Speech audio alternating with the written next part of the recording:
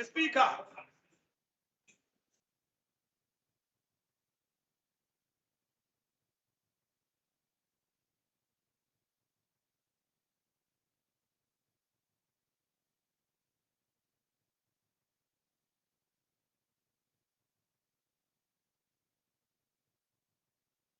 Let us pray.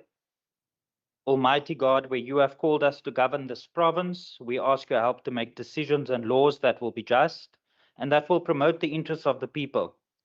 Almagtige God, ons bid dat u gedurende ons vergaderings ons die nodige wysheid sal gee en ons motiewe suiwer sal hou en dat u ons sal help om al ons tekortkominge te oorkom en al ons besluite aan u op te dra.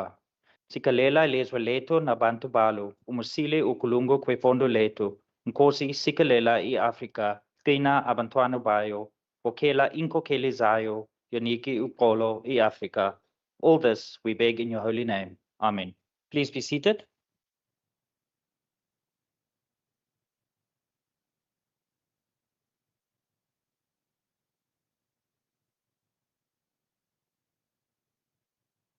Order.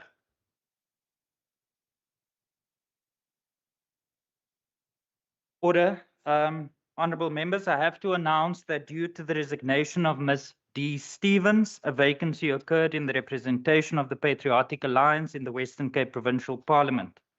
This vacancy has since been filled by the nomination of Mr. S.R. Claassen with effect from 20 August 2026. Mr. S.R. Claassen was sworn in my office this morning. Honourable Claassen, on behalf of the Western Cape Provincial Parliament and all members here present, welcome to the Western Cape Provincial Parliament and to the Chamber. And we trust, as I said to you this morning, that this journey will not only be beneficial to you and your political party, but beneficial to the citizens that we have the privilege of serving of this beautiful province. Welcome.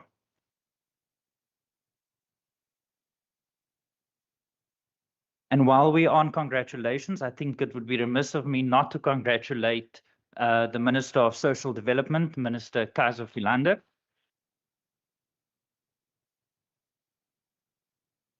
Well done, well done. And the Minister of Education, Minister Lond. Honourable members, before we proceed, I would like to make some comments about the logistical arrangements. Today's sitting shall be governed by the standing rules, and in instances where the rules cannot be applied, the ruling by the presiding officer is final. Honourable members, the quorum requirements for the sitting of the House are provided for as per the Constitution and the standing rules. The Sergeant at Arms will be recording members' attendance. Members who are present in the chamber and via Microsoft Teams have all the privileges and immunities imparted by law. Honourable members, unless there is an indication of unanimous concurrence, voting will be confined to members present in the House and who are entitled to cast their votes in accordance with our standing rules. Members who are considered to be out of order by the presiding officer will have their microphones muted and will be called to order. Honourable members, I wish to request that you please ensure that your microphones are unmuted when you are recognized by the presiding officer and to mute your microphones when you have finished speaking. For the purposes of this sitting, language interpreting services are available by using the devices at your disposal. Honourable members, I wish to remind you that no interjections are permitted during these hybrid sittings, and to this end, I wish to draw your attention to Rule 40 of our standing rules. The Secretary and her administration will ensure that there is a dedicated technical and logistical support at all times.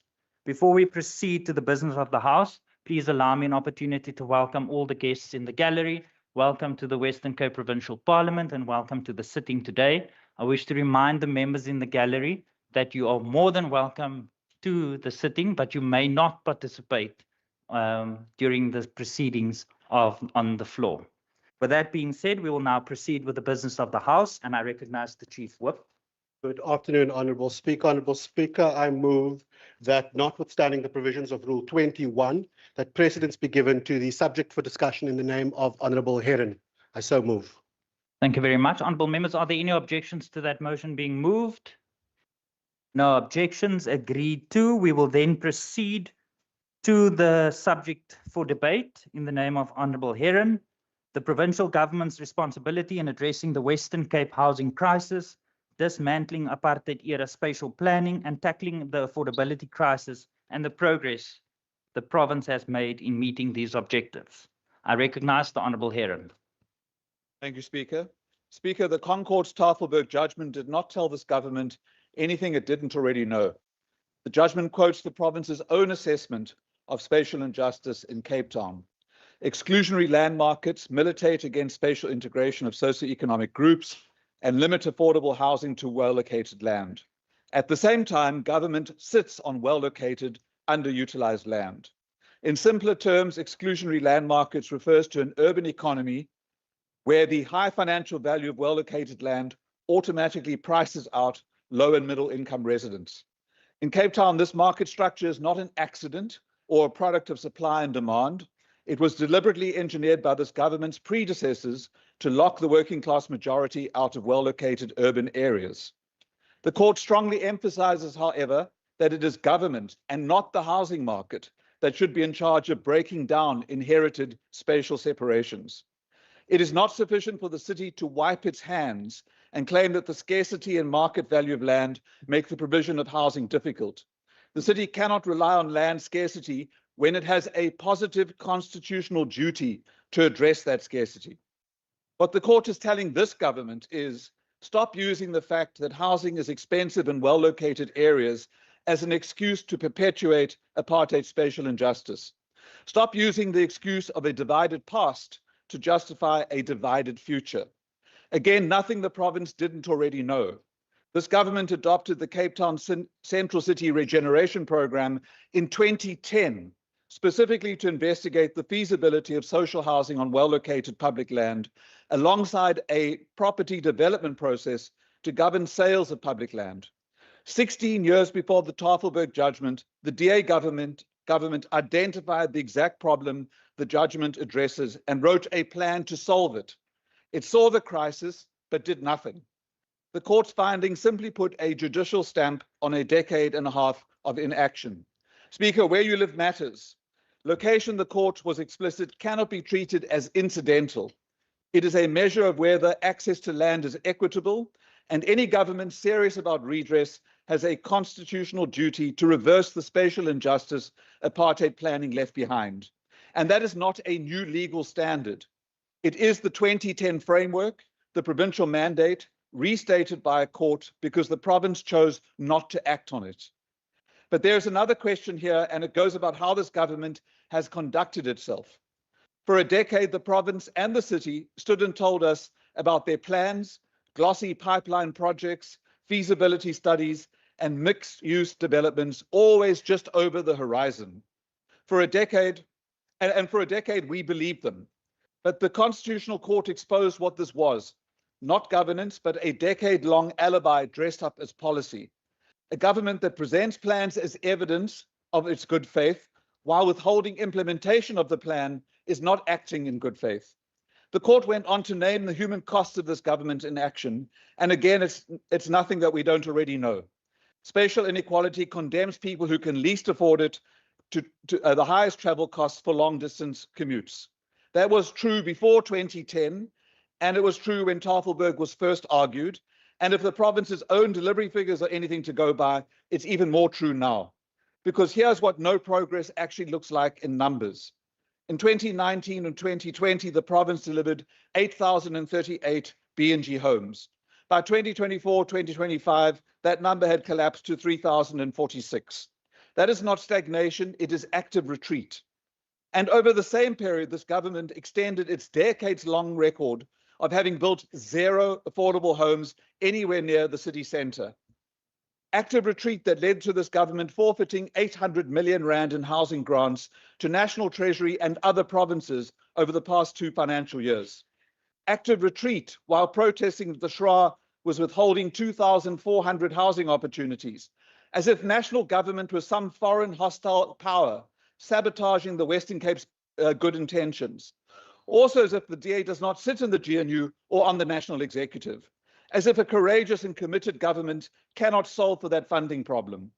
The DA strategy of accepting the perks of government and then blaming the very government it co-governs with for its own province's failures to build houses tells us everything we need to know about this government's integrity.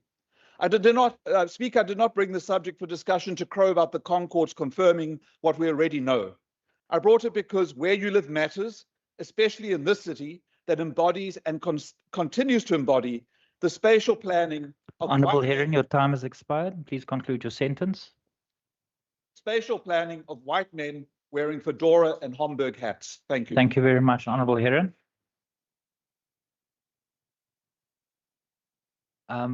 Before I recognize the Premier, do you need the podium? I recognize the Honourable Premier Windy. Thank you. Speaker, it seems that we are here today as part of a political campaign launch.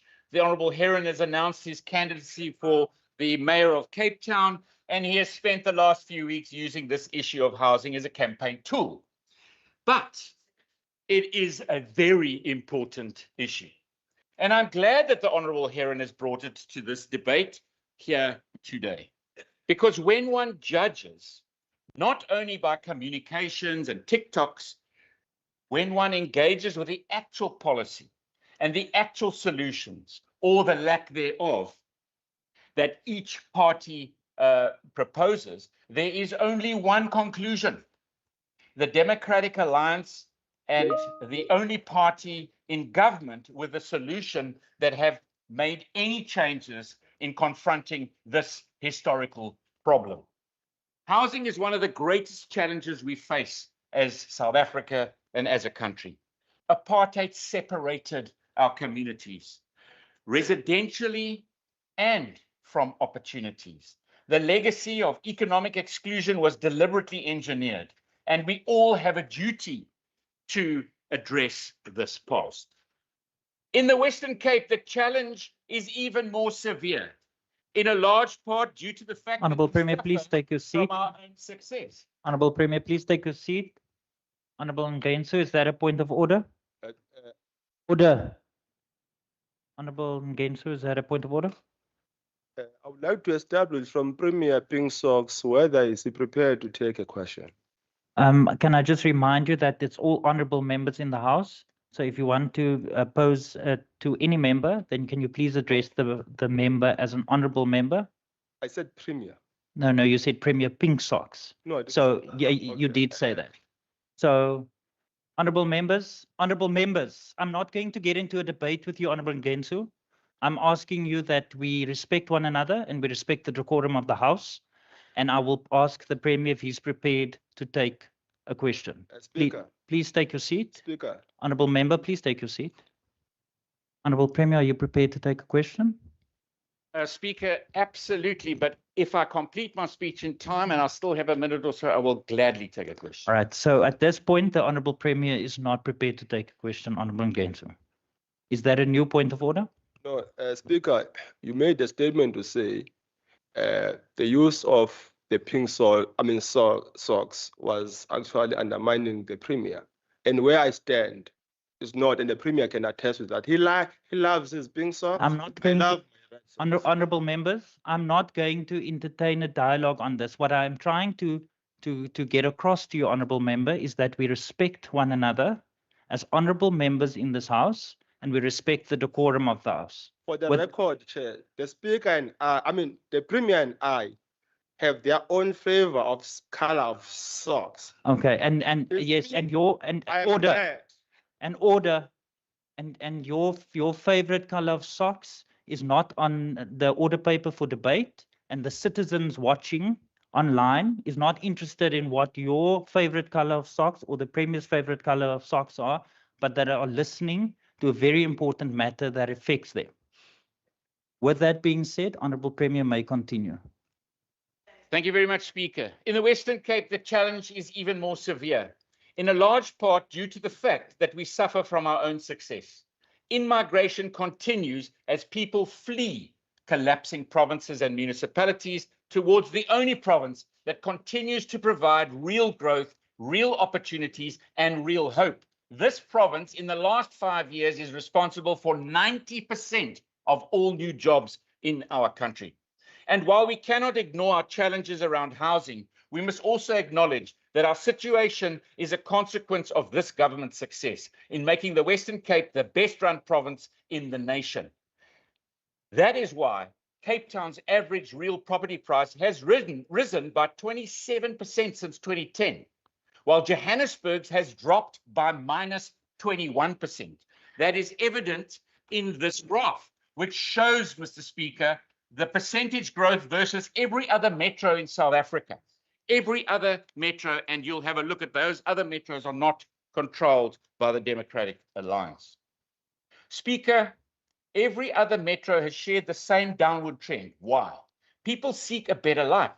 They seek that better life, not in Johannesburg, not in eThekwini, not in Mangaung, but here in the Western Cape. Cape Town has built more affordable housing than any other metro between 2020 and 2025. I'll say that again.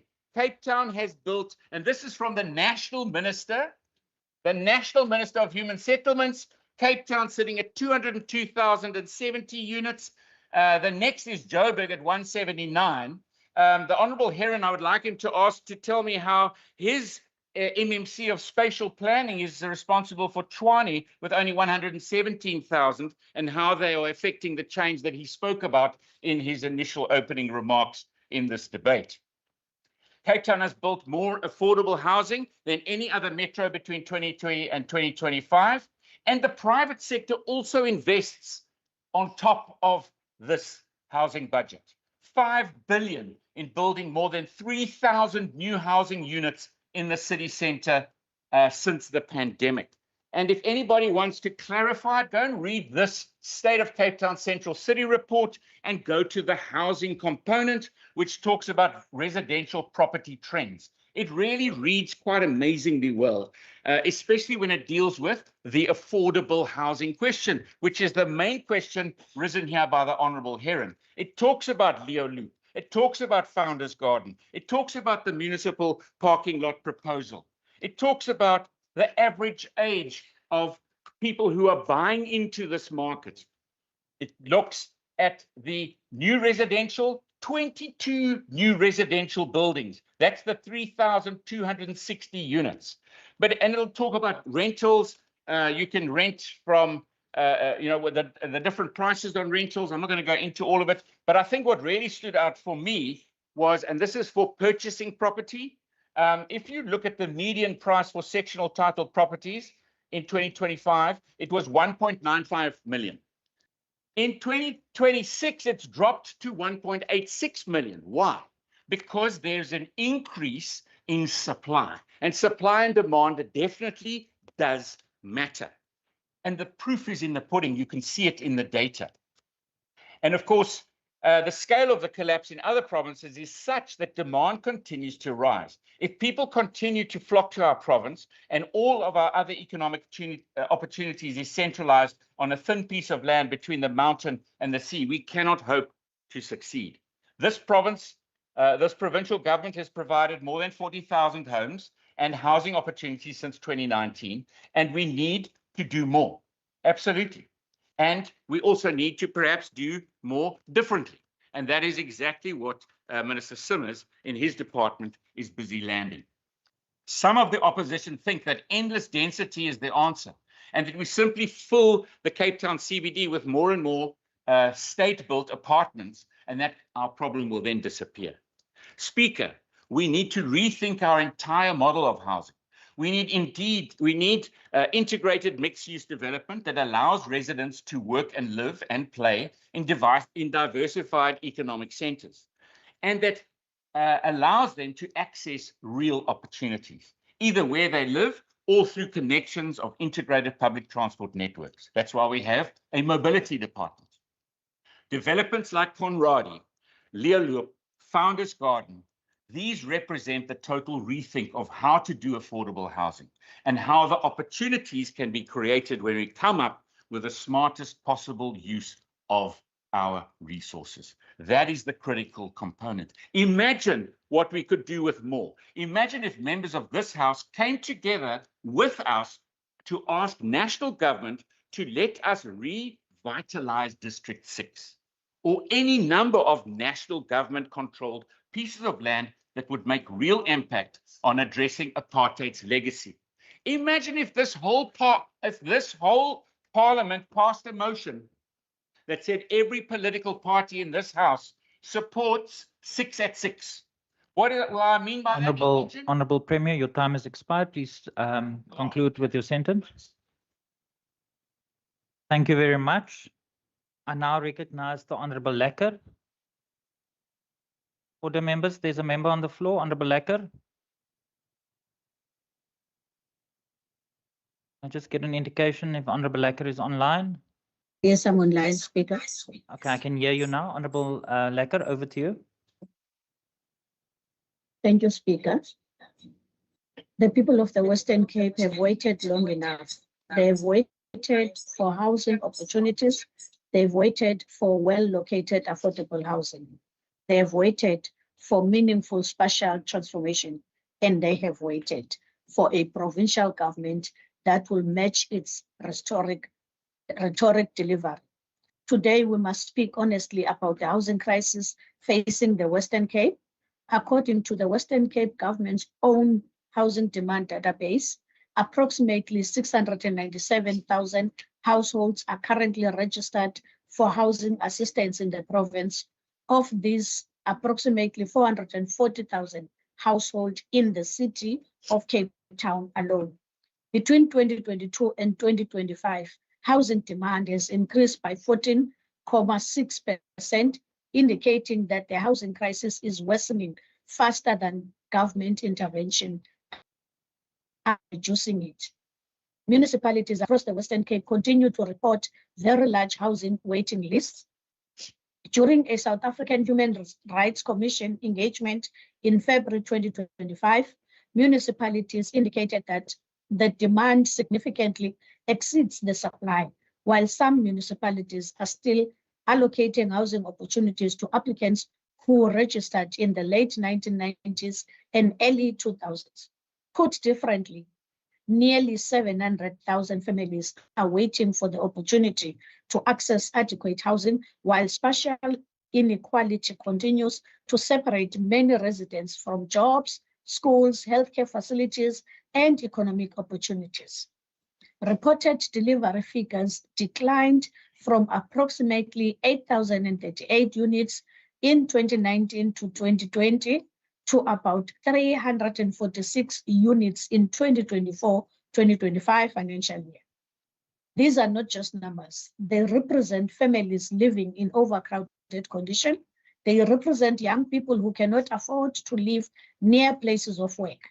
They represent elderly citizens who have spent decades waiting for dignified housing opportunities. Most importantly, they represent the families of public institutions to respond with sufficient urgency. What is particularly concerning is that while the housing need continues to grow, the spatial patterns of exclusion remain largely intact. Nearly 37 years into democracy, many working class residents of the Western Cape continue to live on the urban periphery, far from economic opportunities, educational facilities, healthcare services, and public transport networks. In many respects, the geography of opportunity in the province remains remarkably similar to that was created through apartheid planning. This is not merely the consequence of history. It is a consequence of policy decision. It is the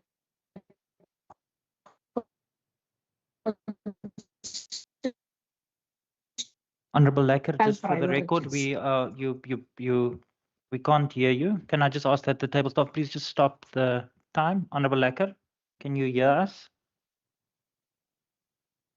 I can hear you. All right, we've lost you there, so you can continue.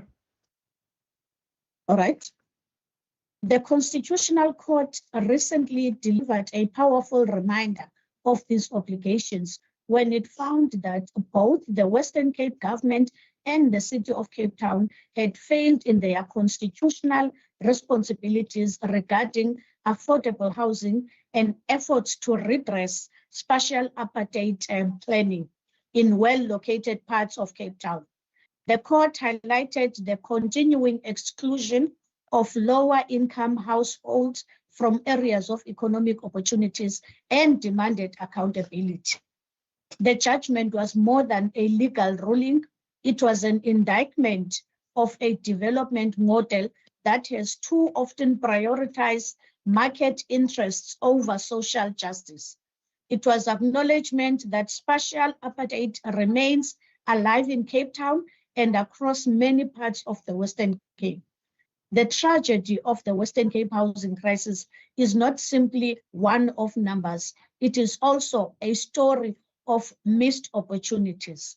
This is the sad reality of the Tafelberg site in Sea Point, a strategically located parcel of public land that could have been used to provide affordable housing close to jobs, public transport, and economic opportunities.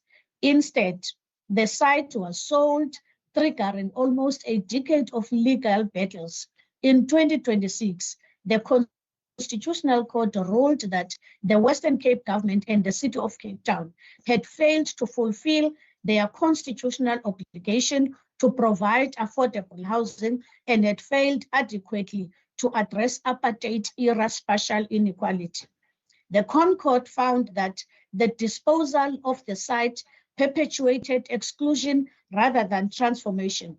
Tafelberg ruling is significant because it demonstrates that the failure to transform well-located public land into affordable housing is not merely a policy disagreement, it is a constitutional failure.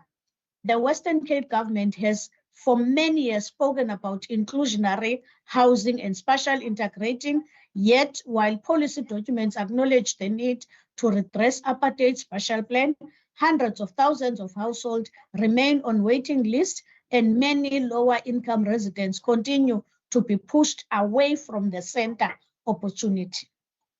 When almost 700,000 families are waiting for opportunities, the delayed project, every abandoned contractor, every stalled development, and every missed opportunity carries a human cost. This question, therefore, is not whether the Western Cape has plans. The question is why, despite decades of plan and policies, the housing backlog continues to grow. While other provinces face significant housing challenges of their own, the Western Cape continues to be characterized by some of the highest land values. This is irony, and it is very striking. The Western Cape government itself acknowledges in its documents of necessity to address the legacy of pre-1994. And therefore, Deputy Speaker, the results speak for themselves. A housing waiting list approaching 700,000 Honourable households member, is not your time has evidence expired. of Please conclude that success. sentence. I thank you. Thank you very much. I recognize the Honourable Adams. Honorable Speaker, am I audible? Mr. Nlando. You are audible indeed. Thank you, Honorable Speaker. Speaker, allow me to welcome to the House Honorable Klaasen. Congratulations, my massacant. Speaker, also congratulations to Minister Lond on the position that he received. Honorable Speaker, the Western Cape's housing crisis is not only about the shortage of houses. It is about where those houses are built. The recent Constitutional Court judgment on Tafelberg has again highlighted the failure to properly address apartheid-era spatial planning and the need for affordable housing in well-located areas. For decades, poor and working-class communities have been pushed to the outskirts, far from jobs, schools, transport, and opportunities. We cannot claim to be dismantling apartheid spatial planning while continuing to build communities on the margins. The DA-led Western Cape government must take full responsibility, but national government and municipalities must also play their part. It cannot become a political blame game while families waiting years for houses. We need faster delivery, better use of public land, affordable housing closer to economic opportunities, and proper accountability for every rand allocated to housing.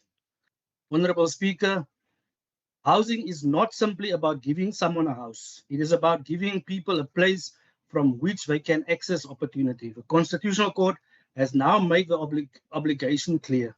The question is, will this government finally act? And I thank the Speaker. Thank you very much to the Honorable Adams. I now recognize the Minister of Finance, Minister Baartman. Thank you so much, Honourable Speaker. Welcome to the new member, Klaasen, and congratulations to Minister Lund. And in Women's Month, I want to thank the Premier for giving us this wonderful extra gift of Minister Kaiser Verlander as my new benchmate. Honourable Speaker, today I would like to speak a little bit about opportunity, dignity, and affordability. In South Africa, approximately 9.4% of the national budget envelope is allocated to municipalities, with the assumption that the other approximately 90% will come from their own revenue sources through water, electricity, and property rates and taxes. And this flows through the local government equitable share formula, which is influenced by population statistics as well as poverty statistics from Statistics SA. Earlier this year, Statistics South Africa estimated that approximately 500,347 people are expected to move to the Western Cape between 2021 and 2026. We already know that the Western Cape's population is driven by in-migration, and as more people move to the Western Cape, it is naturally increasing the demand for housing because people are moving for both jobs and services. And nobody can blame someone for seeking work, for seeking better services, and for wanting a brighter future for their families. People are voting with their feet. And as much as being a victim of one's own success can be an opportunity, the increased demand for housing increases property rates over time, which then influences the rate in rand that municipal tariffs rely on. Because more people mean we need to build more water infrastructure, more electricity infrastructure, sewerage infrastructure, and that costs more money. This then directly is affecting affordability. But the real solution to this problem, Speaker, is that all 9 provinces in South Africa need to work for South Africans. If all our provinces create environments for job creation, deliver quality services, then families would not need to decide to move to another province simply to get basic service delivery. We need Gauteng to work. We need the Eastern Cape to work. We need KwaZulu-Natal to work in order for us to work. This solution should then be supported by provinces exploring alternative and blended finance options to accelerate the housing projects. Separate to this pattern, the National Human Settlements Department decided arbitrarily to cut the Western Cape's grant funding despite us spending ahead of schedule. It was not forfeited, it was taken despite delivery being on track. But we can't also only look at housing in isolation. Looking at dignity, research commissioned by the Department of Local Government found that Western Cape municipalities are providing free basic services at or above the national minimum standards, particularly for indigent households. The current national norm, the basket is 6 kiloliters free water per month, 50 kilowatts free electricity per month, basic sanitation support, and basic refuse removal support. But this support is viewed as enough for survival, but is not enough for a dignified life. This is why several municipalities in the Western Cape are going beyond the national mandate. The City of Cape Town is offering 15 kiloliters of free water, 60 kilowatts of electricity, 100% property rates rebate for qualifying households, and full sanitation and refuse subsidies. In fact, Cape Town provides among the highest free water allocations of any metro in the country. Overstrand is another example, providing 10 kiloliters of free water, 70 kilowatts of electricity, full sanitation and refuse subsidies. And in Stellenbosch, Honourable Minister, please take your seat. Honourable Ngensu, is there a point of order? Yes, Chair. What is your point of order? What is that? The Premier is busy on his phone whilst the MEC for Finance is speaking. Thank you very much. That is not a point of order. Please take your seat. Honourable Walter, please take your seat. Honourable Walters, is that a new point of order? Confidence to the MEC. Honourable Ngenso, you rose on a point of order. I ruled, and then you continued engaging when I didn't recognize you. Honourable members, I ask that you please adhere to the rules of the House that you have adopted at the beginning of this term of office. If you have any amendments to these rules, there's parliamentary mechanisms in place for you to amend and propose amendments to the rules. But until such point, the rules apply and you have all agreed to it. Honourable Minister, my apologies, you may continue. Thank you so much.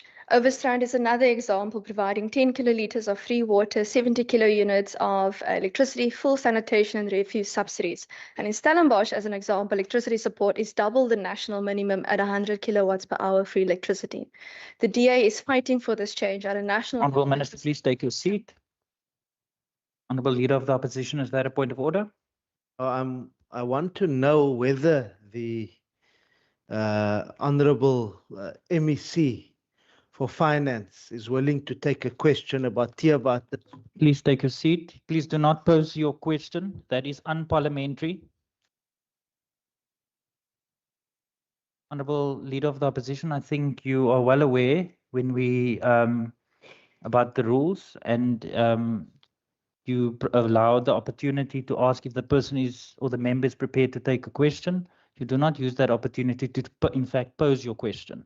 Can I please ask that the table staff ensure that that is removed out of Hansard? Honourable Minister, can you please, Honourable Minister, are you prepared to take a question? Please take a seat just for the record. Honourable Syed, the Minister is not prepared to take a question. Honourable Syed, is that a new point of order? The point of order on you, Chair. Unfortunately, and if you, not unless we need to understand what is a question. I did not ask the question. I did not. No, you I stop. just indicated what I'm going to ask about. So, yes, if you want to take it off the Hansard, you take it off the Hansard, but not on the basis that I actually asked the question.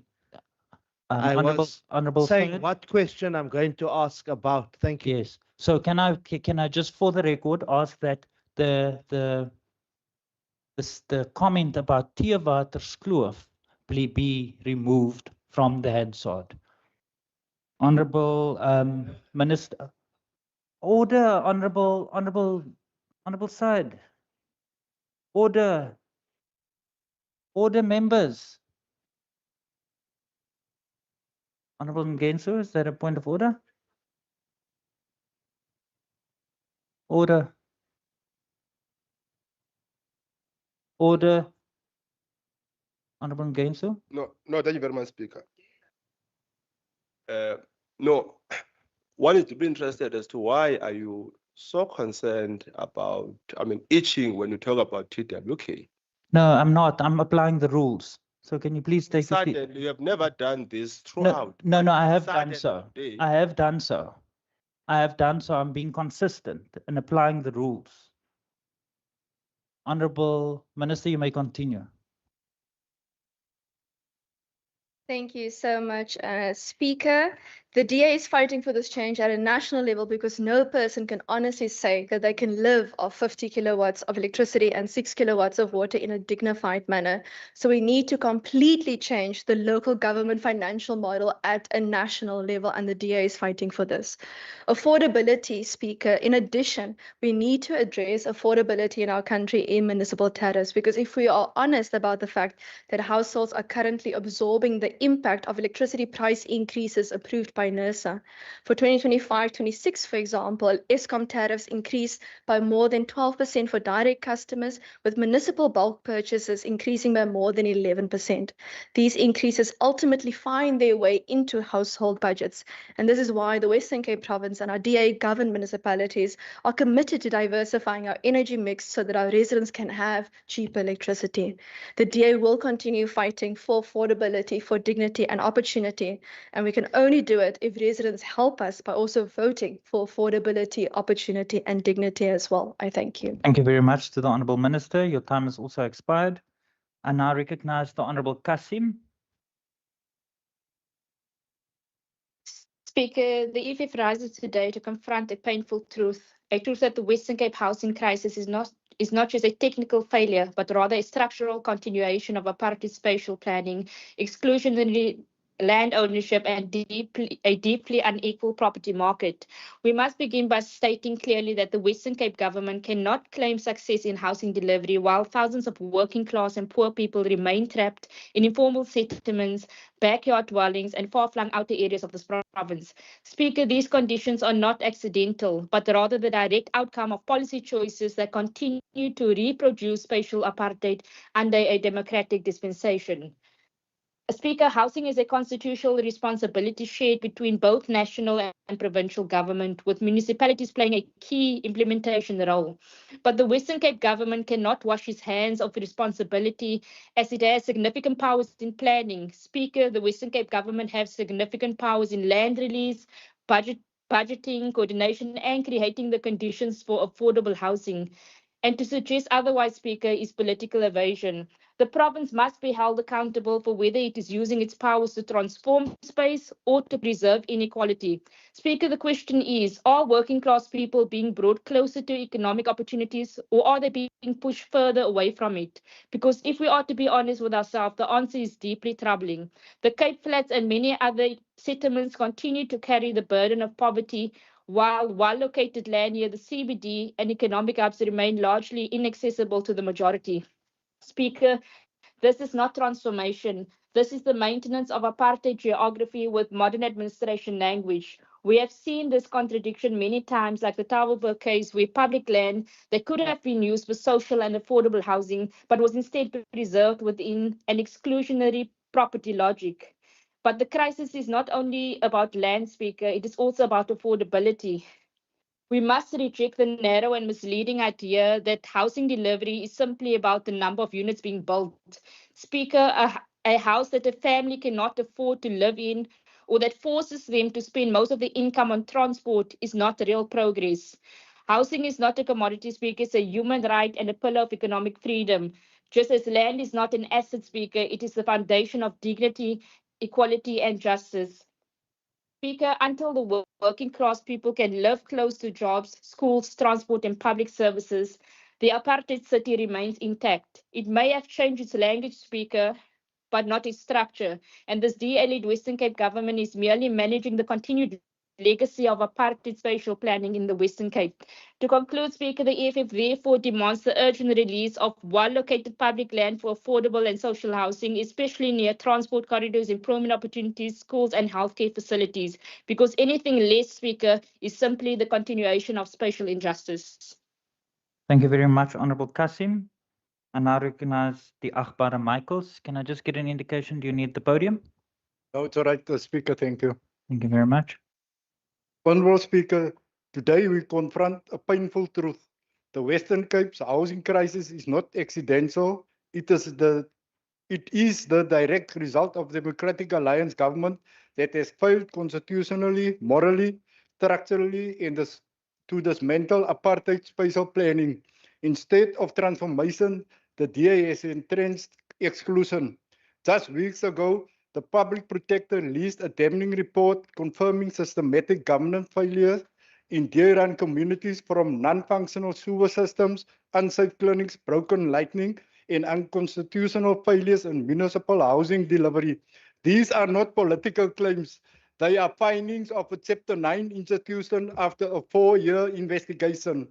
And the crises go deeper. The Constitutional Court ruled in July 2026 that the Western Cape government failed its obligation to provide affordable housing when it sold the Tafelberg site. Honorable Speaker, this is the DA legacy. Well-located land sold off instead of using for social housing, budget claiming pro-poor spending without evidence, contradicted by constitutional findings of maladministration, a government obsessed with media campaigns, drone footage, and PR stunt, while communities wait decades for housing that never comes.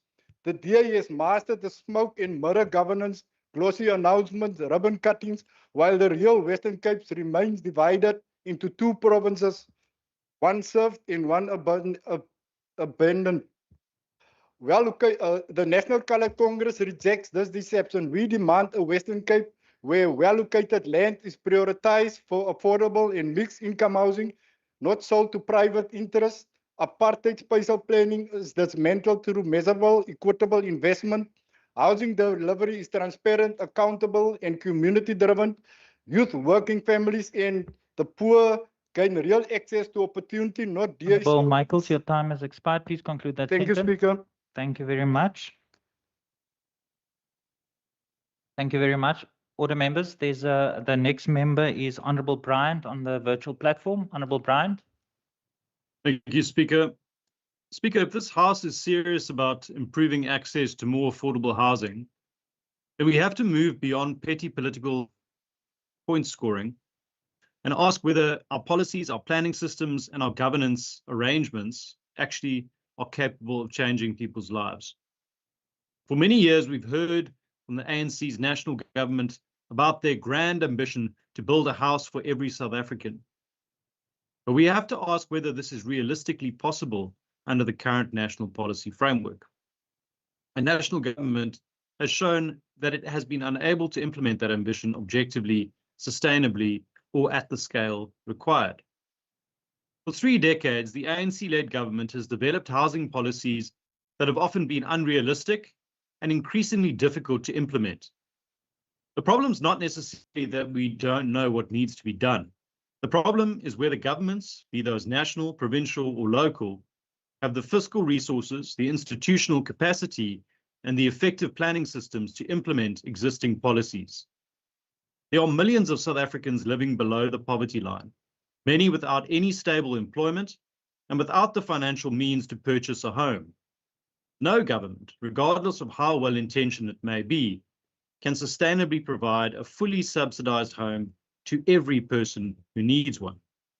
This is a reality we have to acknowledge if we're going to have an honest conversation about housing. So we must ask ourselves how we arrived at a point where so few houses are being built by national government relative to the scale of demand. We must also be honest about the failures of 3 decades of ANC government: corruption, poor planning, weak implementation, wasteful expenditure, and policies that have not kept pace with the realities facing our growing population. We must now move towards a new paradigm, and the GNU perhaps gives us an opportunity to do just that.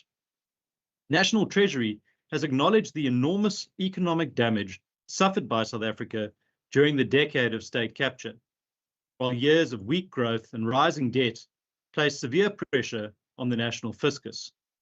That matters for housing because provinces ultimately operate within a national fiscal system. When national government has fewer resources available for infrastructure, grants, and transfers, there's less fiscal space across government to respond to the enormous demand for housing and human settlements. The Western Cape therefore has to deliver more with incredibly constrained resources while simultaneously dealing with rising demand. Every rand that has been lost through corruption is a rand that can no longer contribute to building infrastructure, unlocking land, supporting communities, or expanding opportunity. The Western Cape government does not control the national fiscus, but we can demonstrate what responsible government looks like by protecting public money, maintaining sound financial management, and ensuring that the resources available are directed towards delivery. And that brings me back to what we are doing here in the Western Cape. We've had to work within the constraints of the National Housing Policy Framework while recognizing that the current model is not sustainable in the long term. So this government has taken a different approach, one that doesn't only ask how government can build more houses, but how government can create the conditions that enable more people to access and build homes themselves. The Western Cape has released well-located land for housing development. We're exploring innovative ways of financing housing, including alternative blended finance models. We've also supported programs such as First Home Finance, which helps qualifying households access assistance towards purchasing their first home. But our approach goes beyond beyond housing delivery. We want to create jobs that more people can afford to build, so that more people can afford to build or purchase their own homes. As the Premier mentioned, more and more people are choosing to make the Western Cape their home, and this has played a role in pushing up the price of homes. As is the case in leading cities across the world. Member, please take your seat. Honourable Gens, is there a point of order? The last time I checked, this house was transparent to that extent. Time would always be displayed there. But since Brian has been speaking, there is no time which is being projected there. Is there a political agenda behind that, or is it a technical question? Please, I don't trust you. can I order? Honourable Member, are you referring to you not trusting the chair? Is that what you're saying? I repeat, the last time I checked, were transparent in respect to time, to a point that time would be projected there for everybody to see. But because Brian is speaking, we don't see time being projected there. It is for that reason that I'm calling you and your table into order and to clarify as to why time is not reflecting there, as it has been the case. I will request the table staff to provide a written report to the House on the time issue. I will table the report for in the interest of transparency. What is transpiring with regards to the time allocation or the time display on the screen? Because like you, I agree that the issue of the clock needs to be dealt with. Just for the record and for the interest of the House, there is a time right in front of me. So I'm monitoring it on the screen here in front of me too. So in the case of Honourable Brian, that's on the floor, there's 32 seconds remaining. Honourable Chief Whip. Honourable Speaker, I think we need to be very clear that the honourable member is actually in violation of Rule 62(1) in casting aspersions on the integrity of the presiding officer. The clock and the timing of sittings has always been done by the table staff. The digital clock is a new innovation, and for those of us who know how Microsoft Teams works, as soon as a member appears on the screen, other blocks fall out. Some of us are following the sitting online as well, and the clock has been visible all the time. So I think the member needs to withdraw the casting of aspersions on the integrity of the presiding officer. Order, members. I have ruled. I'm not going to take any further order. I'm not going to continue with the reflection of the chair because I've asked that to Honourable Ngensu in the beginning of my interaction with him, and I'm satisfied with his response. Order. And I also indicated in the interest of transparency that the House, I will, as the Speaker and as the executive authority of this institution, table a report on what has transpired, and all those technical issues, Honourable Chief Whip, will reflect in that report. I have committed to do that, and I will do so. Honourable Said, is that a new point of order? Yes, Chair. My point of order is on the Honourable Chief Whip of the majority party. I think that was a frivolous point of order. You've already ruled. Let's respect the chair and let's continue with the sitting. Thank you. Thank you very much. Honourable members, Honourable Brian, you have 32 seconds remaining. You may continue. As is the case in leading cities across the world, not everyone is going to be able to afford to live exactly where they wish to. But where people genuinely cannot afford a home or have been unfairly prejudiced, then government must provide targeted assistance. We must ensure that those who genuinely need government assistance are not left behind. This DA government is working to empower more people to become homeowners and connecting them to opportunities rather than keeping them dependent on the state, as I'm sure the South African Communist Party would love to see. Thank you very much. Thank you very much. I now recognize the Honourable Marie, who's also on the online platform. Honourable members, just for the record, the clock is back.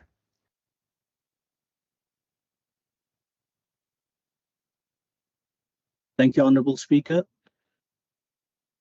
Honourable Speaker, dismantling apartheid spatial design should also include the demolition of these high-rise flats in Atlantis, Lavender Hill, Bishop Blavis, Manenberg, Bonteville, and other areas on the Cape Flats. These are high crime areas where high concentrations of gangs operate. But I must point out that newcomers to the Western Cape through migration are being prioritized for social housing in particular. An unfair allocation process is still being followed where the first come, first served basis are no longer being followed. Many cannot escape the apartheid-built Cape Flats, overcrowded homes. They are left behind to live in backyards far from economic opportunities. And many of those, Speaker, were forcefully removed from Constantius and District 6 in the 1950s. Our people deserve dignified housing too. Regarding the affordability crisis, Speaker, in the city, a lack of housing supply to meet the demand for housing has contributed to the high rentals that are unaffordable in the city of Cape Town. This government did not plan well, and there remains an urgent need to accelerate the provision of housing being built for the middle class who are left to pay high rentals to the private sector. These are qualified nurses, teachers, and other professionals.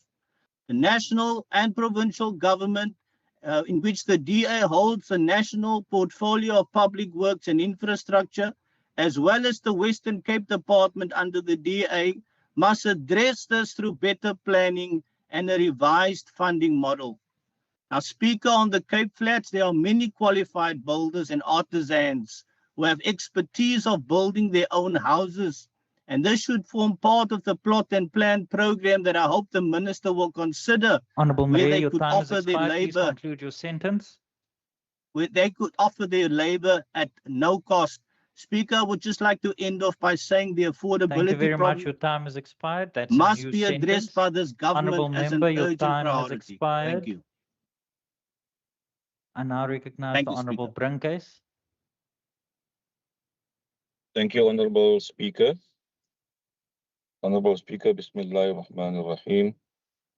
It is quite clear that this provincial government has no interest in improving on its track record of failing to increase on housing delivery.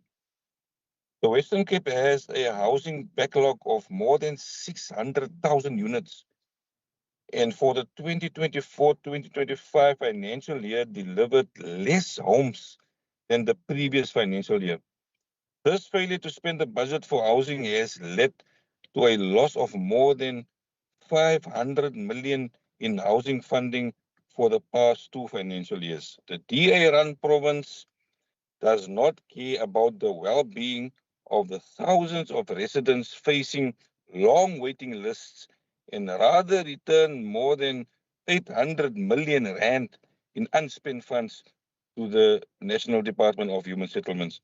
According to Women on Farms Project, it estimates that in Drakensberg municipality, about 20,000 farm dwellers are at the risk of evictions. Hundreds of evictees remain displaced. The emergency relocation sites where farm evictees are dumped have now become informal settlements without adequate sanitation, water, safety, and security. In 2015, 23 families were evicted from Soetendal Farm in Wellington, were dumped on an open ground with promises of houses soon. It is now 11 years later, and these families are still waiting for their houses. They were told by the Drakensberg Housing Department there is no money built. There's no money built houses. Why was 800 million rand Honourable returned? Brinkhuis, your time has expired. Please conclude your sentence. Why was 800 million rand returned to National Treasury? Thank you very much, Speaker. Thank you very much. I now recognize the Honourable Wessels, who is also on the virtual platform. Thank you very much, Honourable Speaker. Speaker, when we debate housing in this House, the opposition loves to pretend that the Western Cape is not delivering to the residents of the Western Cape. They confine their entire worldview to half-truths and misguided statements because it suits their narrow political narrative. But today, I'm standing up for the families, the workers, and the communities across our province who are experiencing the true governance of the DA in the Western Cape. Honourable Speaker, we must be unequivocal about what a house means to people. It is a gateway to dignity, and most importantly, it is access to employment and economic opportunity. This is because if you build a house in a distant propriety of a town, far away from Honourable schools. Wessels, please take your seat. Honourable Gensu, is that a point of order? Yeah, it's a point of order because the member What is your point of order? misrepresenting the values of the DA. The DA does not represent the workers. Honourable member, that is not a point of order. Please take your seat. That's not a point of order. Honourable Michaels, is that a new point of order? Speaker, ek wil net weet of het parliamentary is om leuns te vertel hier in die huis. Dit is onparlementair om leuns te vertel. Maak u verwysing aan enige lid van Ja, die van die in sy tyd in sy order. Dankie Speaker dat u my protect. Die DA is gewoonlik buite orde as dit kom by die waarheid. Speaker, as dit die member noem daar so van hulle kyk na almal in die provinsie. En dis 'n leuen. Dis nie wat daar buite gebeur nie. Agbare lid, kan ek net u herinner. Dis 'n politieke debat. Dit is nie die rol van die voorsittende beampte of die speaker om die insaag van lede te korrigeer nie. Daar's ander parlementêre meganismes waar jy dit kan regstel indien jy so voel. Agbare Walters. Chair, I do think the future leader of the NCC has done a frivolous point of order, and I would really suggest it's becoming a pattern in the House now. It's you are not being respected, so Order. perhaps it's time for further action if you continue to be ignored. Thank you very much. Honourable members, just for the record, Honourable Walters, that is not a point of order. Honourable Wessels, you may continue. Honourable members, we are nearly at, before you continue, Honourable Wessels, members, we are nearly at the end of this debate. Can I please ask that you work with us in order for us to get through the orders of the day? Frivolous points of orders, in fact, are unparliamentary, and I wish to caution all members that points of orders are allowed, but frivolous points of orders are unparliamentary in terms of the rules. Honourable Wessels, you may continue. Thank you very much, Speaker. This is because if you build a house on the distant propriety of a town, far away from schools, hospitals, and factories, you are not freeing people from poverty, you are trapping them in it. Honourable Speaker, that is why the DA-led provincial government goes the extra mile to connect people directly to jobs. Look at George. We are building homes where we are building networks. For instance, the Go George bus service is a premier example of spatial integration in action. It is a world-class, safe and reliable public transport system that bridges the gap between where people live and where they work. This is because when we plan housing in George, we ask Honourable where the Wessels, bus routes are to Honourable connect Wessels, people please to take your seat. opportunity. Honourable Side, is that a point of order? Is the former George Mako member willing to take a question? I trust for the record you are referring to the member on the floor. Yes, I'm referring to the Honourable Wessels, former Mako member in George. Thank you very much. Honourable Wessels, are you prepared to take a question? No, Speaker, not at this time. Honourable Side, the honourable member is not prepared to take a question. Honourable Wessels, you may continue. Speaker, we ensure that a worker can walk out of their front door seamlessly, connect to a job in the CBD or in the industrial area. We are taking this exact philosophy to every corner of this province. On the West Coast, from Saldanha to Vredenburg, we are deliberately aligning new housing developments with booming green energy and industrial development zones. In Theewaterskloof, Kloof, our mixed income housing initiatives are strategically placed to ensure agricultural and agri-processing workers live near places of employment, bringing them directly to the heartbeat of the local economy. None of this happens by decree from an ivory tower. True progress is built on deep community cooperation and public participation. When we manage relocations from hazardous wetlands or informal settlements into serviced, dignified sites, we sit down with the communities and the families. We map out the Order. future together. Order. Honorable Speaker. Order. Order. Honorable members, there's a member on the floor. There's citizens in the gallery that's listening to the inputs from the members. Honorable Vessels, my apologies, you may continue. Thank you, Speaker.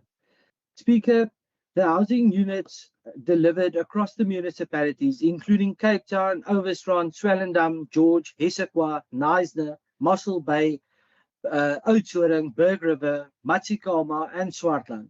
Importantly, 1,165 first home finance units were completed for households earning between 3,500 and 22,000 Rand per month.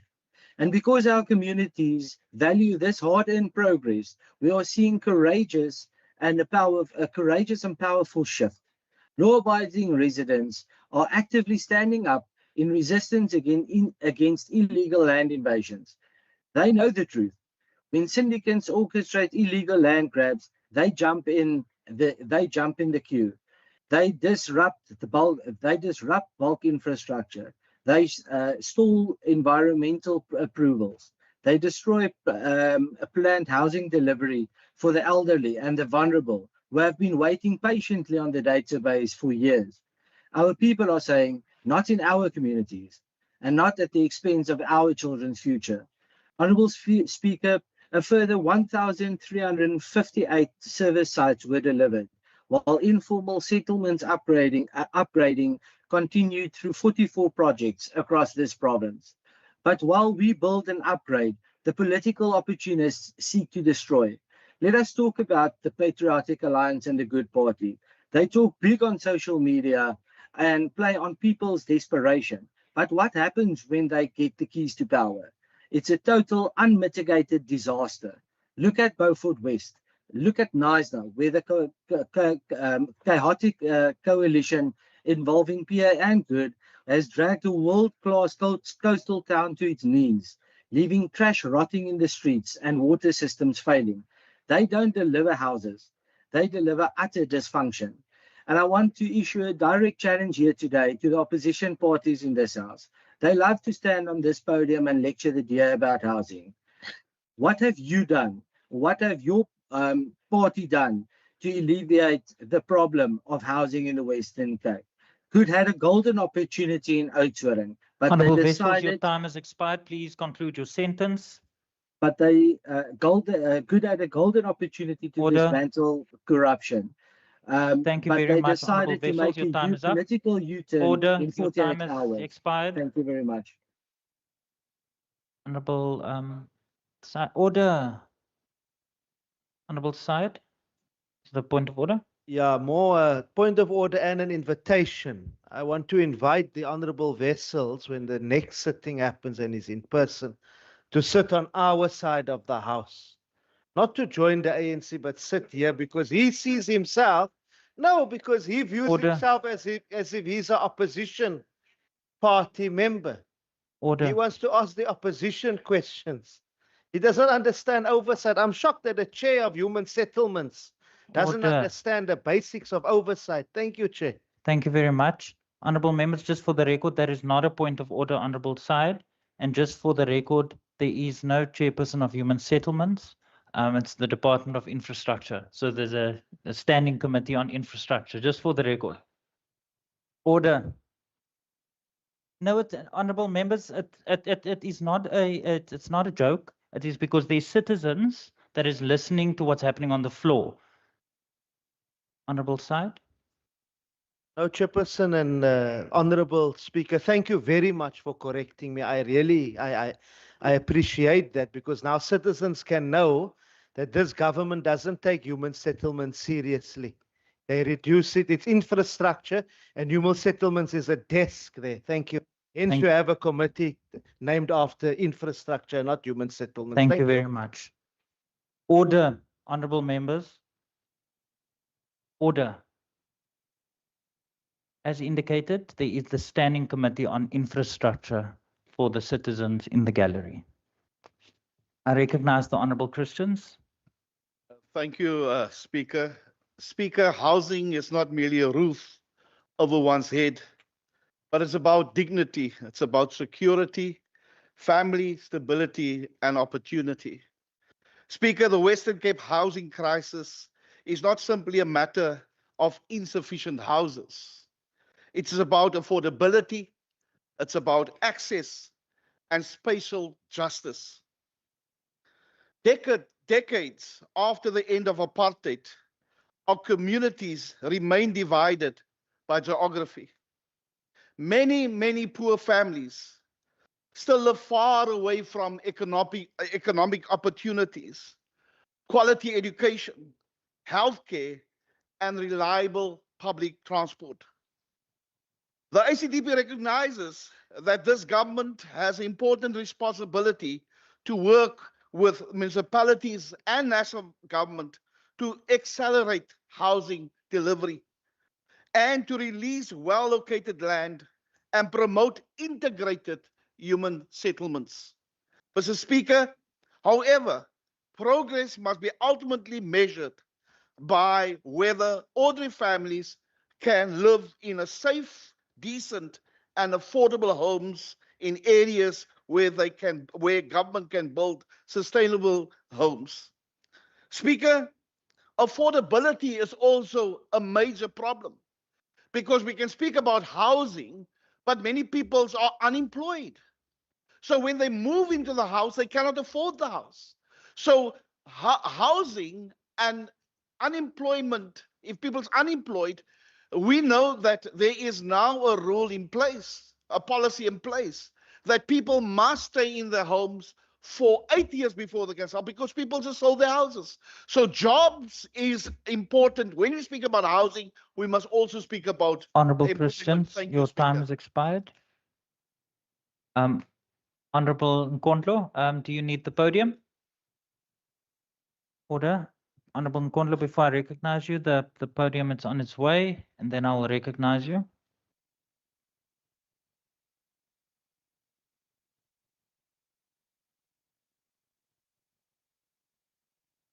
Thank you very much, Honorable Nkondlo.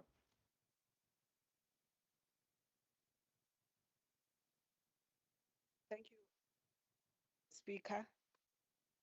Honorable Speaker, allow me to greet the citizens in the gallery, but also greet the Deputy Minister, Thandima Ambehlala of the National Department of Human Settlements, who has joined us virtually.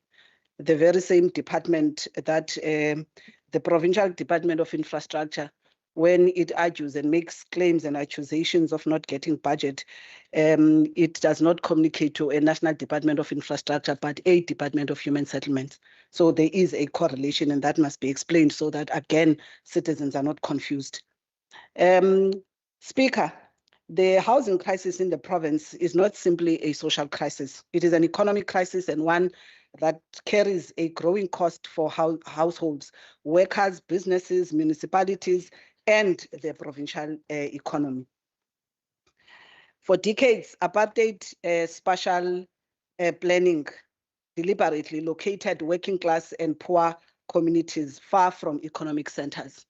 Actually, we must commend in this house and applaud the Premier, for him in this house to actually once again, I think the bulb was able to lit, that he can actually confirm that indeed the apartheid spatial realities separated people and also separated them from opportunities. And the question is, what has the DA done for almost 20 years, 2 decades? What has the DA done to disrupt that spatial geography of apartheid? To date, there's little much to be said about them. That legacy, Premier, that you are referring to remains visible. Across Cape Town and the province, people live on the outskirts of the city, far from jobs, schools, healthcare, and economic opportunities. The result is that residents pay twice. First for inadequate or unaffordable housing, and then again through expensive transport, long commuting times and lost economic opportunities. And what have you done? You have prioritized my city mostly in the city and CBD areas. You know, you have not prioritized, the outskirts communities as part of disrupting, the very special reality of apartheid that you were referring to here. So this is the economic cost of spatial inequality under a DA-run city and a DA-run province 20 years later. The Constitutional Court recent judgment concerning the Tafelberg property is particularly significant. Which found that actually, I want to read here is the papers. It says that the province must pay the cost of the applicants in the NU, that is in the Funukwazi trust application, since it is the province conduct that led to this litigation. Actually, it is declared that the province and the city have failed to comply with their obligations, which are declared in paragraph 3 above in the implementation and completion of their respective social housing programs, policies, projects in the Cape Town CBD and Sea Point.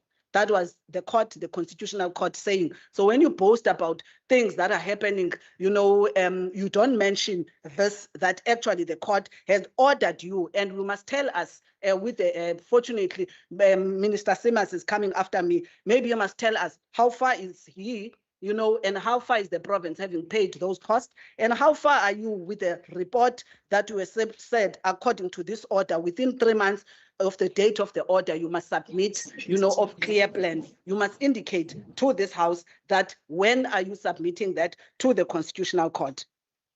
Honorable Nkondlo, please take your seat. Thank you so much. Honorable Walters, is that a point of order? Yes, it is a point of order. What is your point of order? Twice now, the member referred to you, to the Premier, and you to Minister Simmers directly. They should direct according to the rules, should direct it via yourself as a speaker. Thank you very much. I will listen carefully. Honorable Nkondlo, can you speak to me or through me? Thank you, Speaker. Further to this, the issue of the Constitutional Court, I think, is glaring, and I'm hoping that Minister Simmers will refer to it when he comes back to debate. But also, Speaker, in this particular province, 20 years later, the DA is failing to tell us how it has ensured spatial justice to those communities who deliberately, through Segregation Act of the apartheid, were actually removed. How are you doing in as far as that? Actually, you still have the ability through the said property portfolio committee that was in your hands, actually responsible to oversee and monitor state-owned land disposals, review acquisitions, leasing, and public land. So you are good in complaining, being the crybabies of the nation, and yet you tell us or been found wanting in your own constitutional obligations. And actually, the DA often makes reference to the population growth in the province, as we have always heard from the Minister of Finance. It has become her speech, the issue of equitable share. And the province has also experienced population growth like any other province where people migrate in search of opportunities. It happens in KZN, in Durban in particular. It happens in Gauteng, in Johannesburg. It is what it is. The population reached approximately 7.6 million, with more than 1 million additional people added over the past decade. And how has you planned for these people that you are claiming on their behalf that you must be given extra money from the National Fiscus? The province's 2025 Economic Review report housing demand of 643,377 units, an increase of 14.6%. More concerningly, between 2022-2023 and 2024-25, housing demand increased by 67,507 households, while the province delivered only 23,224 additional housing opportunities, meeting just 34.4% of the increase in demand. At this rate, we are not closing the housing gap, we are managing its growth. Honorable Speaker, affordability is equally serious. A home in Cape Town is increasingly becoming an economic privilege rather than a foundation for economic participation. Rising property prices, construction costs, and rents, combined with stagnant or inadequate household incomes are pushing working families further away from the economic centers. The DA must be warned to watch what is happening in the UK, with Londoners sleeping in their cars, homeless and unable to afford, as they are priced out of the very exorbitant pricing of the property market. One of the citizens commented in social media that Margaret Thatcher, under her misrule, basic housing became a market commodity in the same sense as the middle class or luxury housing bought up all council Honourable houses. Nkondlo, your time has expired. Please conclude your sentence. Thank you very much. Thank you very much. Order, thank you. Order, order. Order, members. Order, order, members. Can I just get an indication, Minister, do you need the podium? And can I please ask that the podium be provided to the Minister? Honourable Said. Chair, on a point of order, as the podium is sent to the Honourable MEC, the Premier, this is not the first time he's done this in the House. He did not say it on the mic, but he's used the word rubbish. It's unparliamentary, referring to policies. He's saying rubbish policies. Now he pulls out a bin. The Premier does not take the residents seriously in such an important debate. Order, members. Honourable Said, seeing that you have raised the point of order, I will revert to Hansard if it is picked up in Hansard, and I will come back to the House if I so wish, if I so need to. Honourable Minister, are you ready? I recognize you, Honourable Minister of Infrastructure, Minister Summers. Speaker, much has been said today about the scale of the Western Cape's housing challenge. So let me close this debate by answering one central question. Has the Western Cape changed the way we respond to housing? The answer is unequivocally yes. We face a serious housing and affordability challenge. Too many families are waiting for housing. Too many working people cannot find homes they can afford. And we continue to confront the consequences of apartheid spatial planning. We, as the governing party, acknowledge that. Our responsibility is to use the powers, land, funding, and partnerships available to this provincial government to expand access to housing and transform where and how our communities live. That Honourable is Minister, why please take your seat. Honourable Ngaiso, is that a point of order? Thank you very much, Speaker. I want to establish from the MEC for Ferrari whether is he prepared to take a question. Can you just repeat yourself? You want to pose a question to which minister? I want to establish whether the Minister of Ferrari is he prepared to take a question. There is no Minister Ferrari in this house. Sorry. Oh, sorry. The MEC for he likes Ferrari, so at times one confuses that. Honourable, The MEC for member, human settlement. honourable member, that is completely out of order. Order. I don't need any assistance. Honourable member, that is completely out of order. You want we need to respect each other as honourable members, and we must respect the decorum of the House. In the similar vein, I ruled earlier on about colours of socks. The citizens are watching. Can I please ask that all of you, all members here, take the business of the House seriously, and in the interest of the citizens that we are elected to serve. We do not sit here representing our own jackets. Honourable member, I am going to ask you to repose your request. Thank you very much, Speaker. You are quite correct. This thing of Ferrari, Honourable member, that is completely out of order, and I've ruled, and you are deliberately defying my ruling. I was conceding to your ruling, Chair. No, you were not. You started off again. No, I was conceding. No, order. Order.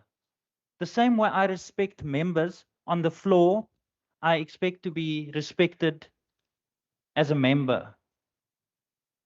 And I've ruled. I've provided you another opportunity to repose your request. Thank you very much, Speaker of the House. I want to establish whether the MEC for Infrastructure is prepared to take a question. Thank you very much. Honourable Minister, are you prepared to take a question? The Honourable Minister is prepared to take a question if there's any time left at the end of his speech. So the Honourable Minister is not prepared to take a question, just for the record. Honourable Minister, you may continue. That is why the Western Cape changed our housing model. And now we are accelerating it. Speaker, good, the ANC, PA, EFF and ANC may sit under different political banners here today. But their arguments have actually converged. That this government has failed on affordable housing. That reallocated land is announced rather than developed. That apartheid spatial patterns remain unchanged. And that the size of the housing challenge proves our policies have failed. We do not deny the scale of our challenge. We do not run away from the Constitutional Court judgment on Tafelberg. We respect it and will comply with the orders of the court, as do all other parties cited therein. But acknowledging that much more must be done does not mean nothing has changed. The evidence says otherwise. The real question is not who can describe the housing crisis most dramatically. It is which housing model can actually respond to the scale and changing nature of this challenge. For too long, South Africans' housing debate has been reduced to one question: how many fully subsidized houses can government build? Yes, BNG remains indispensable for our poorest and most vulnerable households, but BNG alone cannot address the full spectrum of housing need. Our 2025-2026 annual performance plan estimated that the first home finance backlog in our province alone stands at approximately 425,000 households. These are working households caught in the affordability gap. Teachers, nurses, police officers, municipal workers, young professionals, working families. Many earn too much to qualify for a fully subsidized home, but increasingly too little to buy what the conventional market produces. Our housing market studies found substantial undersupply below 600,000 Rand, with further shortages up to 900,000 Rand. In simple terms, the market is not producing enough homes at the prices where thousands of Western Cape families actually need them. The housing market changed, so we changed our housing model. And Speaker, we did not suddenly discover affordable housing in 2026. Our reform journey stretches back to 2019, 2020. We recognize backyard dwellers and farm dwellers more deliberately. We digitized access through our housing app. We accelerated FLISP, now called First Home Finance. We established our own asset finance reserve. We developed deferred ownership. And at Mountain View in Mossel Bay, when conventional financing continued to exclude working households, we changed the sales model. That is not a policy proposal. That is a reform record of this DA government. In the Western Cape, we have moved. Honourable Minister, please take a seat. Honourable Leader of the Opposition, is that a point of order? No, Chair. As I thank the Honourable MEC for welcoming the convergence of the opposition, is he prepared to take a question? Honourable Minister, are you prepared to take a question? If there's time left, Honourable Member, order. Honourable Side, if there's time left, the Honourable Minister indicated he'll take a question, but for now, for the record, the Minister is not prepared to take a question. Minister, you may continue. In the Western Cape, we have moved from reform to implementation and now to acceleration. Speaker, apartheid spatial planning did not merely determine where people lived. It separated people from opportunity, jobs, transport, services, and economic centers. Therefore, spatial transformation cannot simply be about counting houses. It must also be about where we build them. That is why well-allocated public land is central to our changed model.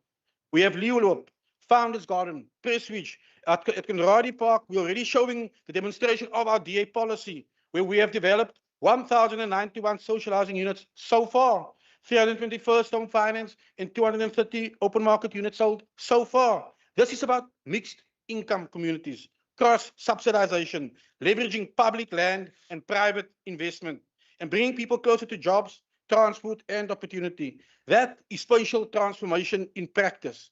And now we are even going further. For too long, the public land debate offered government only two choices: keep the land or sell the land. We are moving beyond that. Where appropriate, strategic public land can remain in public ownership while being made available through long-term lease arrangements. Reducing the impact of land costs creates greater space for affordable housing, and it allows us to use public land to crowd in private capital and innovation. Government does not need to have to finance or construct every unit itself. That is how we take affordable housing to scale. But reform without delivery means little. So let us distinguish between delivery and pipeline in this house. In the 5 years preceding 2024-2025, this department in this province built 43,870 housing opportunities. That is fact. That is delivery. Our pipeline is the next phase. In Velmoed, where I did the soil turning recently, we are planning ultimately to provide 8,000 opportunities, while just further down the same corridor at Itemba, 2,400 planned opportunities are in motion. There is much work to do, yes. We say that openly, but let nobody confuse an unfinished task with an absence of progress. Speaker, after everything we have heard here today, two things can be true. The Western Cape has an enormous housing challenge, and the Western Cape has made substantial progress in changing how we respond to it. We recognized the missing middle. We expanded pathways into ownership and affordable rental. We embraced mixed income development. We are putting affordable housing onto well-located public land. We are making that land work harder, and we are leveraging private capital so limited public resources can deliver more. So let nobody leave this house today claiming the Western Cape has stood still. The housing market changed, yes. The Western Cape changed our model as well. And now we are accelerating it and taking it to scale. Because dismantling apartheid spatial planning is ultimately about bringing people closer to opportunity. And affordable housing is not simply a social intervention. Well-located housing is economic infrastructure. Speaker, Jesaja 6 vers 9 herinner ons. Luister aanhoudend, maar verstaan nie. Kyk aanhoudend, maar begryp nie. En na vandag se debat kan ek amper net byvoeg. Hulle is die sienende blind en die horende doof. Because the evidence is before them. The delivery is before them. And the reform is before them. The housing market changed. The Western Cape changed our model. We are implementing it. We are accelerating it. And now we are taking Minister, it please, to scale. Honorable Minister, please take a seat. Honorable Leader of the Opposition, is that a point of order? Yes. Order? No. I think the mics are audible so we can hear the Honorable MEC. But just on a point of order, the MEC has casted aspersions on members of the opposition. I think you need to listen or you need to look at the Hansard. He's making reference to members of the opposition as being blind and not being able to hear. Yeah, that's all he can do is throw insults. No substance. Thank you. Thank you very much. Order, members. Honorable, order. Order. There's a point of order. I'm dealing with a point of order on the floor. Honorable, order. Honorable side, I'm dealing with your point of order, so I'm engaging you, and you engaging across the floor. Honorable side. I will not entertain that point of order. Honorable Walters, you may continue. Chair, adulation, like calling somebody the big boss or the leader, is also not appropriate in this house. With all humility, I would like to ask that you don't follow my example and leadership in the house. So I would like to listen to the brilliant speech of the minister. Thank you very much. Honorable Minister, you may continue. And now we are accelerating it and taking it to scale. This is our proud DA record under our premier. This is our responsibility. And that is work we will continue to do, not just till the end of this term, but into the future under the DA banner in this province. I thank you. Thank you very much. Order, members, honorable members, that concludes the debate on this subject. We will now move on to the rest of the order paper. Order, members, the debate is concluded. Honorable Ngenso. Thank you very much, Speaker. The MEC for Infrastructure is on record for having committed to respond to some of us if there is time. And indeed, there was time. He committed is on record. You committed that should there be time, he will respond. Thank you very much. I've now concluded the debate on the subject. If you have any further question or engagement with the MEC, there's other parliamentary mechanisms at your disposal. Honourable members, just for the record, both interpellation 1 and 2 has been withdrawn. So we'll go straight to questions for oral reply. And I recognize the Minister of Agriculture, Economic Development and Tourism, Dr. Meyer.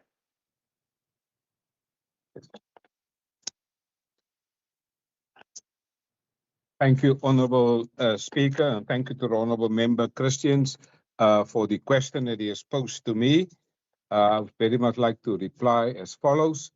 The Western Cape Department of SMME stimulated economic growth by reducing the barriers to entrepreneurship, strengthening the capacity of the medium and small enterprises to start and scale up, improving access to funding and procurement opportunities, and fostering strategic partnerships across the entrepreneurial ecosystems through targeted interventions, Deputy Speaker, such as the Capital Matching Initiative, Youth Entrepreneurship Support Programs, and Supplier Open Days. The department enabled businesses to become investment ready and potentially access new markets, which provides an environment to grow businesses. Also, Honourable Deputy Speaker, the department focused on enabling entrepreneurship pathways that lowers barriers to entry for aspiring business owners, stimulating early stage entrepreneurial activity, facilitating collaboration and partnerships across the micro, small and medium enterprises, the ecosystem, as well as creating an enabling environment in which businesses can start, survive and scale up. These priorities, Honourable Deputy Speaker, were pursued through coordination with the ecosystem and partnerships and the stakeholder engagement, including visits to public school institutions, municipalities, as well as the private sector. In addition to Honourable Member, in partnership with the Johannesburg Stock Exchange, the department implemented a capital matching initiative, a targeted intervention designed to strengthen small and medium enterprise capacity to access funding by building investment readiness and connecting businesses with appropriate funders, and through the series of roadshows across the Western Cape and in online training platform. It also capacitated businesses in critical areas such as financial literacy, business planning, and funding readiness. These engagements were laid across, were held across the province, including places like Athlone, Hermanus, Saldanha Bay, George, Stellenbosch, to ensure that entrepreneurs from diverse geographical backgrounds are supported. For us, it is important that we support people across the Western Cape, not only in the metro. And as a result of these partnerships, more than 600 micro, small and medium enterprises were provided with opportunities to engage directly with funders to gain insights into available financial products and investment readiness requirements. Honourable Deputy Speaker, my department also partnered with 6 technical, vocational education and training colleges, the so-called TVET, to support and capacitate youth entrepreneurship. And this involves the potential and existing entrepreneurships to mark. And also, this happened also during a youth day. This event also showcased the creativity, the success, and the challenges of youth-owned businesses alongside their entrepreneurial journey. The unit also provided sponsorships, Honourable Deputy Speaker, to 6 TVET colleges, including Falls Bay, Northlink, Woodland College, South Cape College, West Coast College, and the College of Cape Town. The project support and capacitated youth owned businesses through a two-day business event, development workshops. There was also a boot camp designed to help the youth and to refine their pitches for the regional and national competitions. Through the collaboration, the department also helped to create opportunities for young entrepreneurs to showcase their innovative business ideas, develop entrepreneurial skills, and gain exposure to broader entrepreneurial networks and youth support. Thank you, Honourable Deputy Speaker. Thank you, Honourable Minister. I recognize the member who posed a question, Member Christians. Thank you, Deputy Speaker, and thank you to the Minister for the comprehensive reply.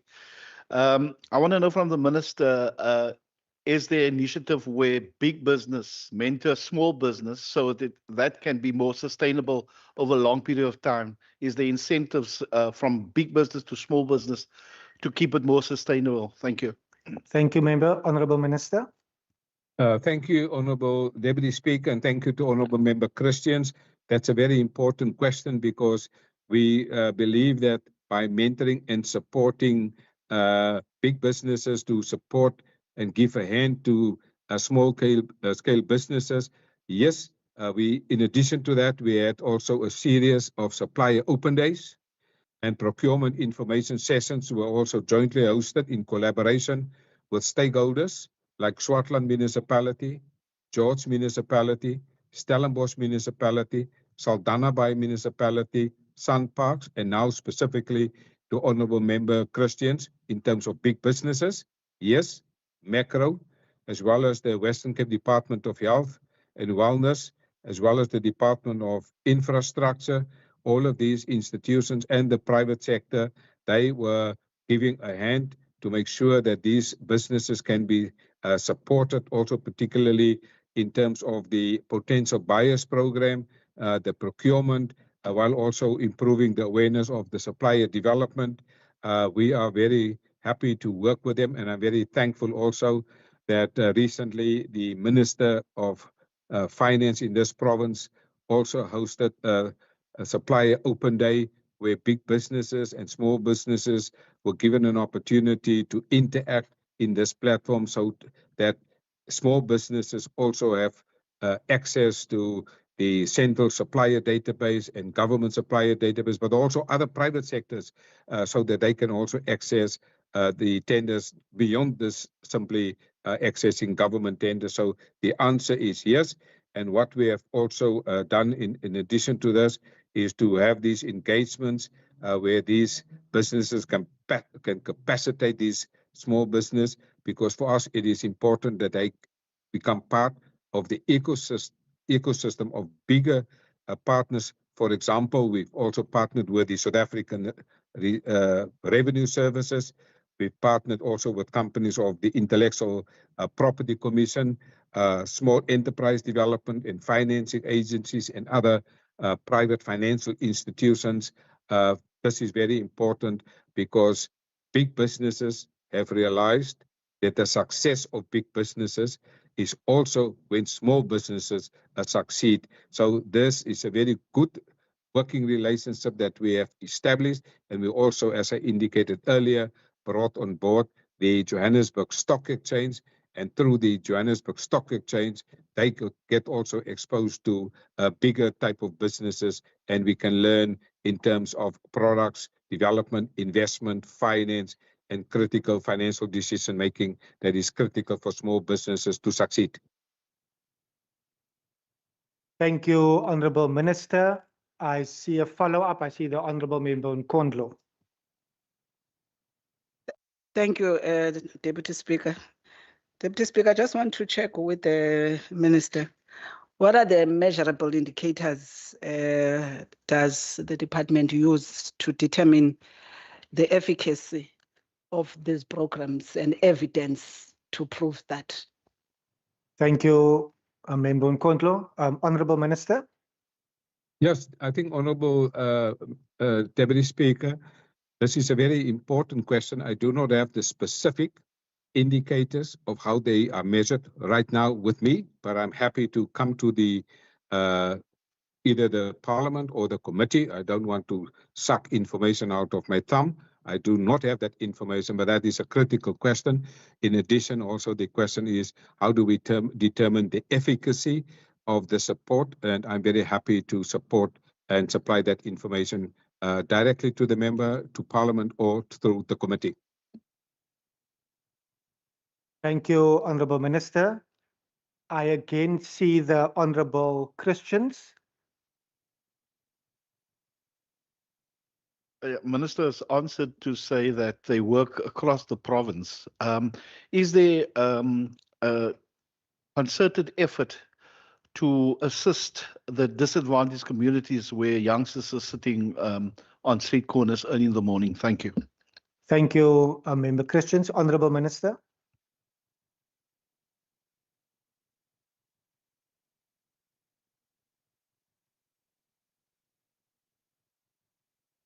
Honourable Minister, are you able to unmute?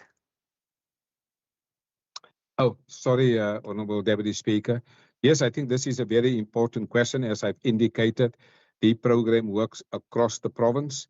We specifically also focus those on the needs, those who are not in education, not in training. And so they are also specifically targeted, but we also work with the database of the various municipalities, and we consult locally, and we also make part of the local economic development unit of the various municipalities, because that is the normal source of entry into any local community. So the answer, do we target specific people that are youth and that are unemployed? The answer is yes. Thank you, Honourable Minister. Honourable members. Honourable members, I have confirmed with the table staff, and just to reiterate, once the executive member commences with his question, the member that posed the question will have a first opportunity.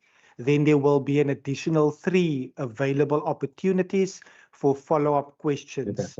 And like I've indicated, I've confirmed with the table staff, and there's a hand that went up online, but I can confirm that the Honourable Nkondlo had a hand up prior to that particular notification online. So Member Masipa, you will miss this particular slot as there's only 4 opportunities. I recognize the Honourable Nkondlo.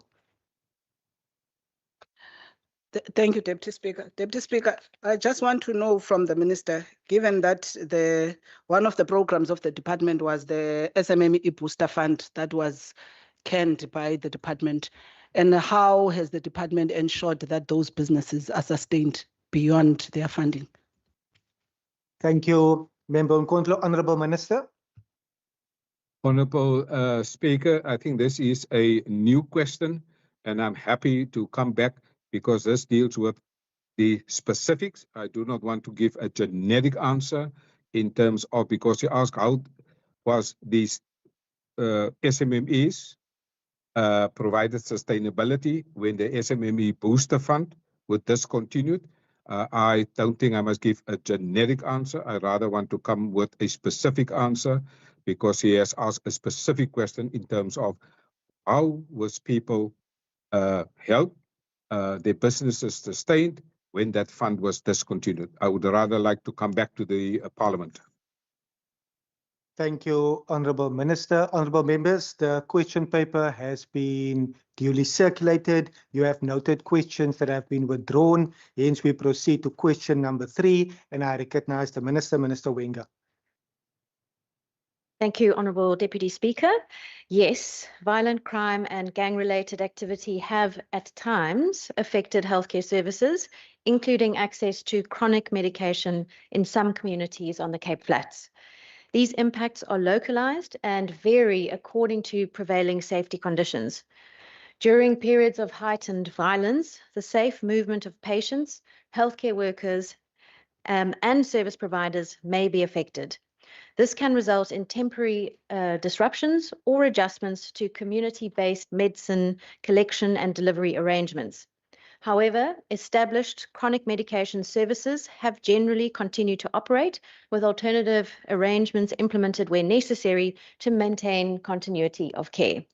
The Western Cape Department of Health and Wellness has a number of measures in place to reduce the impact on patients.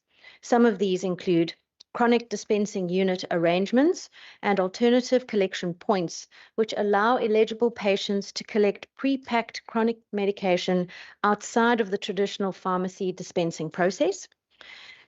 Multi-month dispensing, where clinically appropriate, providing eligible patients with several months of medication at a time and reducing the frequency with which they need to travel to a facility.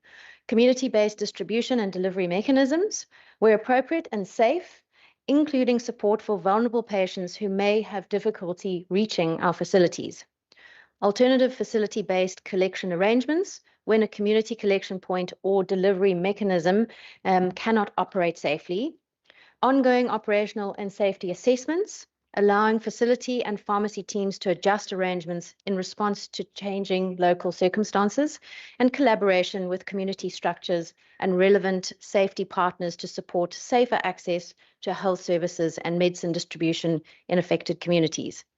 The Western Cape Department of Health and Wellness's priority is to maintain access to essential healthcare while ensuring that patients, staff, and service providers are not unnecessarily exposed to unsafe conditions.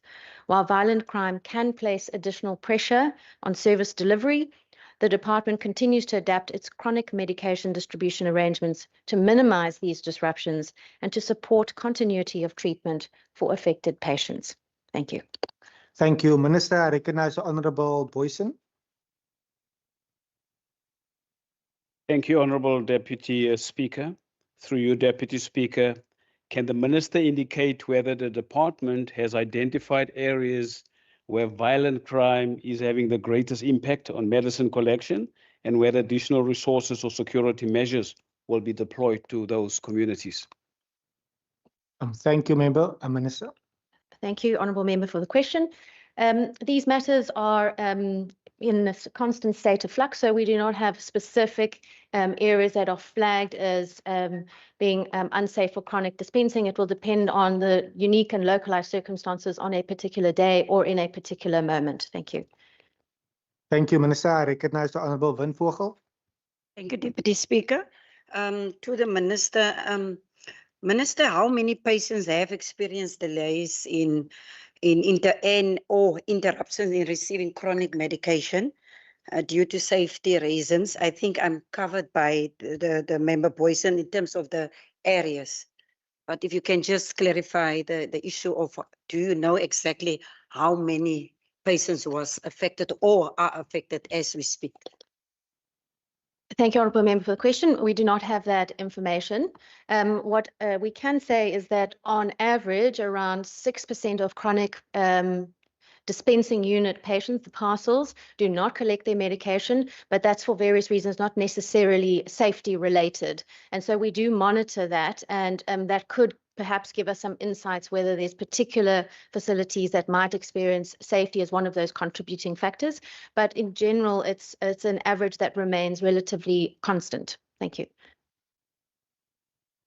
Honourable members, I see no further hands. We proceed to question number 5, and I recognize the Minister, Minister Meyer.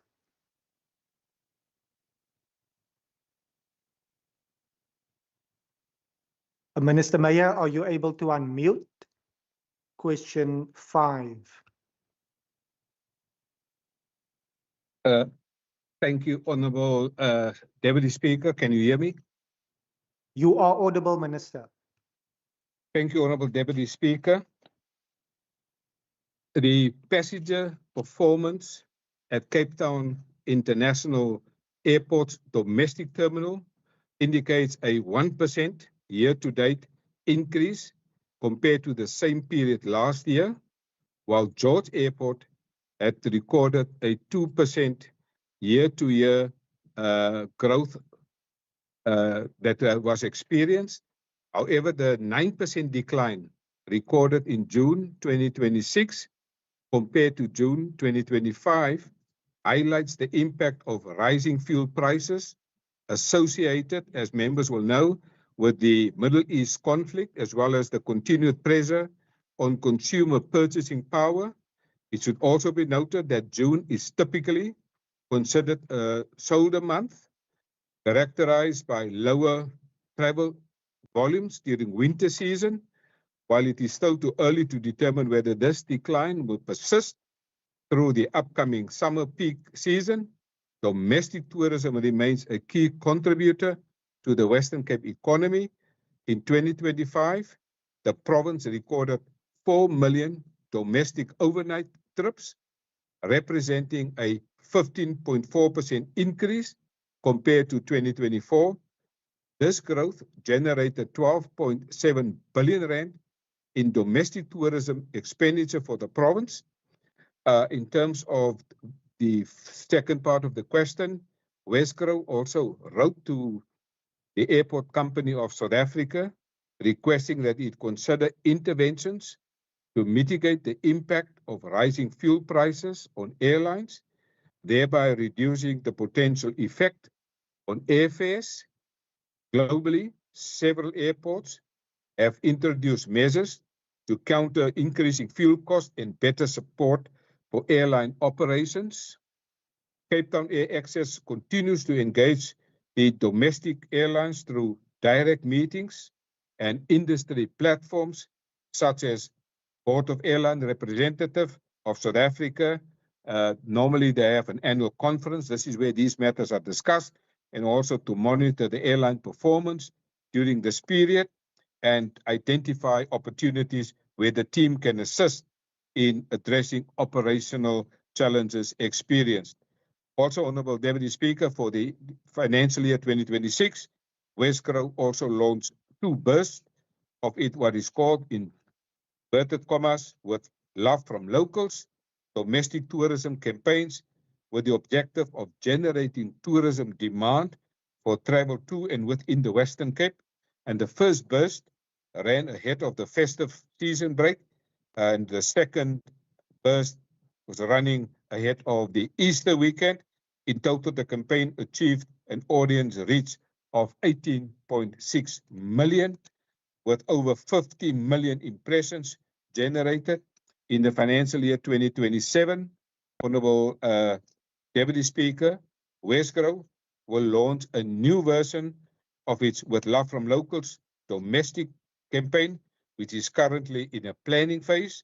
This campaign will look to reinforce economic value of tourism, to showcase the province as accessible, affordable, and leverage local videos to highlight the destination's value propositions. So basically what this campaign is all about, it's about creating a domestic demand for local tourism. Moreover, Deputy Speaker, Wesgro also continue to drive regional spread as part of its mandate through itinerary development and engagement with the travel trade, the adventure guide and incentive travel guides, highlighting itineraries across the province's 6 regions have been launched. This year, guides focus on community and township tourism and culture and heritage that will be completed. Furthermore, Wesgro also continue to support leisure tourism, events in townships across the province, and in 2026, 36 leisure tourism events were supported as part of this initiative, and the process to select events for the 27 financial year has now been completed, with the joint marketing agreements with the various events organizers currently finalized. Thank you, Honourable Deputy Speaker. Thank you, Minister. I recognize the Honourable Masipa. Thank you, Deputy Speaker. And also thank you through you to the Minister's answer on the question. Minister, while obviously Cape Town International Airport often bounces back quickly through international arrivals, secondary towns are far more vulnerable to domestic travel dips. Could the Minister detail what technical and promotional support, I think in line with what he said about Wesgro, is being provided to local tourism organizations in places like the Garden Route, Central Karoo, and Winelands under the Western Cape tourism strategy to ensure regional operations remain resilient? Thank you, Honourable Deputy Speaker. Thank you, Honourable Masipa. Minister. Thank you, Honourable Deputy Speaker. I think absolutely correct. This is why my campaign is to drive rural tourism. I have mentioned in my previous answer about the 6 regions, one being the city of Cape Town and the 5 the other regions. So one of our campaigns is to drive regional support for campaigns and regional events. For example, recently, together with local tourism agencies, I traveled to Namakwaland, to the Gulfberg, there in the area of Maskam, to promote together with the local tourism organizations the tourism industry in the West Coast. That was very important that we promote aggressively A, flower tourism, B, the wine tourism in that particular area. In addition, for us, it is very important. I have also now started a massive campaign to roll out rail tourism. We know how passionate people are about rail. And when I speak about rail tourism, I'm specifically targeting the rural areas. We know the fantastic opportunities in the Cape Winelands for rural tourism, Ceres Rail. We know Atlantic Rail in the Garden Route. I am promoting and supporting them together with the local tourism officers in Knysna, in Hessequa, with the municipality. I'm very proud that when I last year met with the Hessequa municipality, they spoke very passionately about the work that we are now jointly doing in terms of rail tourism. And this for us is very important, that we upscale tourism in the rural areas through the Tourism Growth Fund. We are also supporting rural tourism in terms of 2 things, tourism product development in rural areas and tourism infrastructure development. In a number of areas, we have supported local tourism institutions to support them with local tourism infrastructure. And many times it is very small events, sometimes 50,000, sometimes 800,000 rand, but these make a huge impact on these particular rural towns. And I believe that this is something that we need to do more. And also, we are also taking them to the WTM, the World Travel Market, when the exhibition happens at the Cape Town International Convention Center, where they together with the various district municipalities as well as Westgrove can exhibit their work, as well as to the Africa Travel Indaba that normally happens in Durban. These tourism organizations under the umbrella of the district municipalities also get an opportunity to showcase their business and to promote their businesses. So for us, this is very important. The local tourism organizations can access, and we send these applications to them. This is the tourism infrastructure grant and the tourism product development grant. Sometimes a municipality or a local tourism organizations know of a fantastic product, but the product needs to be developed. That needs to be researched. It needs to be find out what is the value propositions and the business proposition. So this is where we have been helping them, and we will continue to help them. But one of the projects that I'm really looking forward is to meet also with the rail operators, and I'm now talking about the private rail operators. I'm going to meet them soon and to find out how can we work together, because next year I am planning in the Western Cape the first rail tourism summit, and I'm very happy that this will be done together with myself and Minister Isaac Seleko, because he's responsible for rail and freight rail and the mobility, and we will really do something fantastic. But before we have the summit, we will have a CEO roundtable discussion with the private rail operators to find out what is it that they need, how can we help, what are their future plans, so that we can also, ahead of the summit, engage with Transnet and find out exactly what support they are needed from the Western Cape government in terms of dealing with some of the issues that they are facing with the Transnet in terms of the private concessions. Thank you, Honourable Deputy Speaker. Thank you, Minister. I see no further hands. We will proceed to question numbers. I see the Honourable Masipa. Deputy Speaker, thank you very much. And thank you to the Minister in highlighting the importance of collaborating with Transport Minister in order to ensure that obviously tourists are finding traveling around the province, seamless. Minister, I think in that regard, is Minister able to provide some relevant details in that regard? Because primarily, local tourism requires transport and fuel prices are quite high.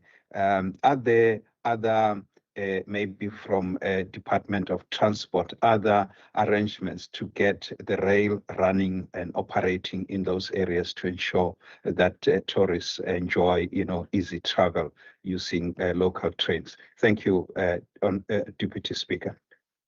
Thank you, Honorable Masipa. Minister, before you proceed, there's a point of order. Honorable Syed. Yes, Chair. Sorry, man. Sorry to take us back. And I know that the speaker indicated he will address it, but I don't know whether my eyesight is, but also I think Honorable Nkondlo also, we're struggling to see the time. There's a part of the clock that's not showing. Yeah, at least you don't see the full number. So it's a bit confusing. Thank you, Honorable Syed. I will request if the table staff is able to engage IT in order to minimize it, in order to fit the screen. We will then proceed. Honorable Minister. Thank you very much, Honorable Deputy Speaker. Last year, we hosted a Western Cape Investment Summit. One of the themes, part of that investment summit, focused on various few case studies. One of the case studies was on ports, logistics, and mobility. And one of the members that was also making an excellent contribution in that panel discussion that we attended as one of the side events at the Western Cape Investment Summit was a person that is in charge of the rail mobility network of Transnet, and he has tabled really exciting plans going forward in terms of private rail operators making the lines available for private operators, the maintenance, the conditions, the concessions, and the whole value chain. So we have already seen some of these private rail operators. There are thousands of kilometers lines available, and the Transnet has also made further requests for information available for people, and this is exactly why Minister Isaac Seleko, myself, will deal and have discussions with the private rail operators as well as with Transnet, the division that is specifically deal with the rail network, and both the rail network in the city, but also more broadly outside the city of Cape Town, specifically in the Cape Winelands, also in the Garden Route, as well as in the Overberg region. I think it will be difficult for now immediately to tackle the issue of the West Coast and the Central Karoo, although I'm happy to report, Honourable Deputy Speaker, that Ceres Rail had one trip, for example, to Malmesbury as part of that rural rail tourism. There was such an event, but I think, can you imagine, and I've already discussed this with some of the rail operators, can you imagine a train from Cape Town up to Namakwaland as part of the flower tourism?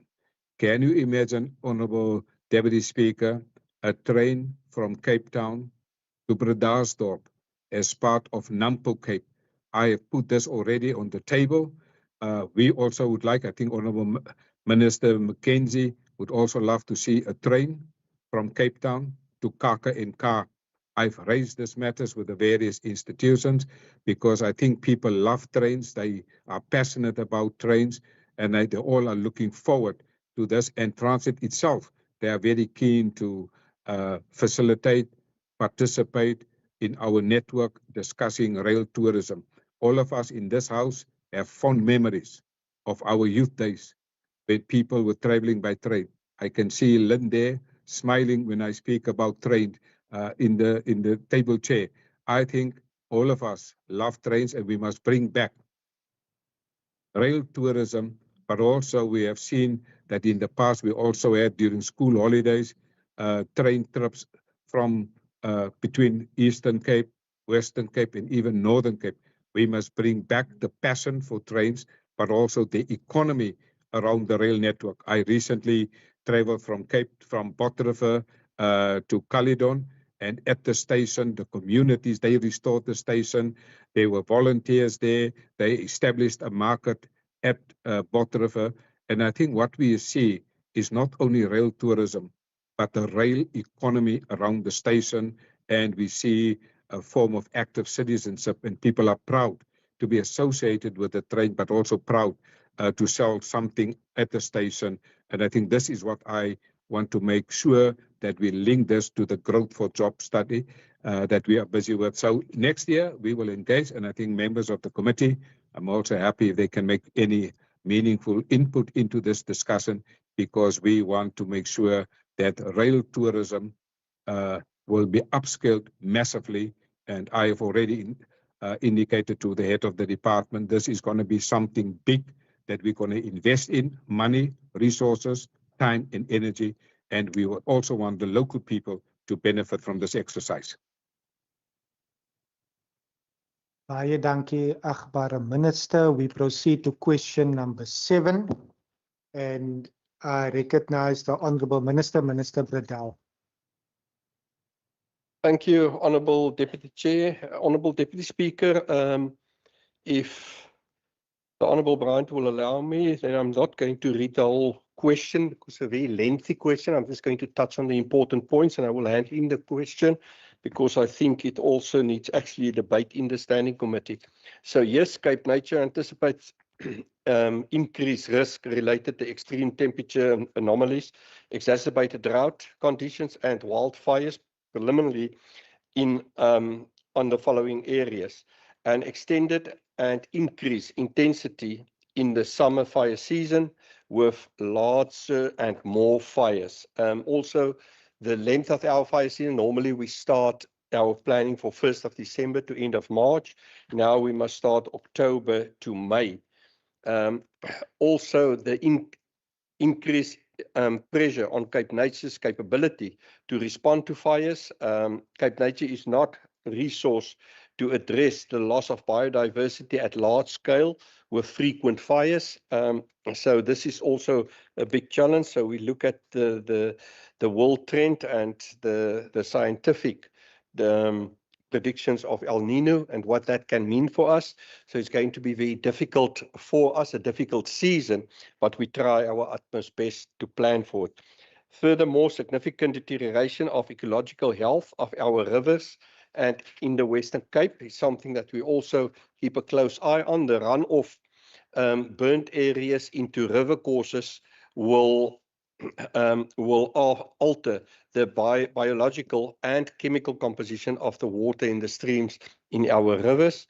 The loss of biodiversity in the mountain fynbos areas is also something that we worried about. Then Cape Nature has implemented a robust multi-pronged strategy to address the imminent threats posed by the predicted strong El Nino. Now, we work very closely with scientists, and it's not only Cape Nature, it's the whole disaster family. We had 2 workshops already with the universities. We keep a very close eye on the international trend currently. In Europe, we're very worried what's happening there. Massive fires, massive droughts, and actually just this morning, I've contacted the consulate of Germany and offer our assistance and help that will obviously need to be channeled through the National Disaster Center. Then furthermore, the extended intense fire season, all fires starting on or near Cape Nature managed land are subject to a rapid attack. That's the philosophy that we use. We try to put out fires in the first hour. But we know that it's not always that easy. But yes, the strategy worked because we managed to put out 90% of the fires within the first hour.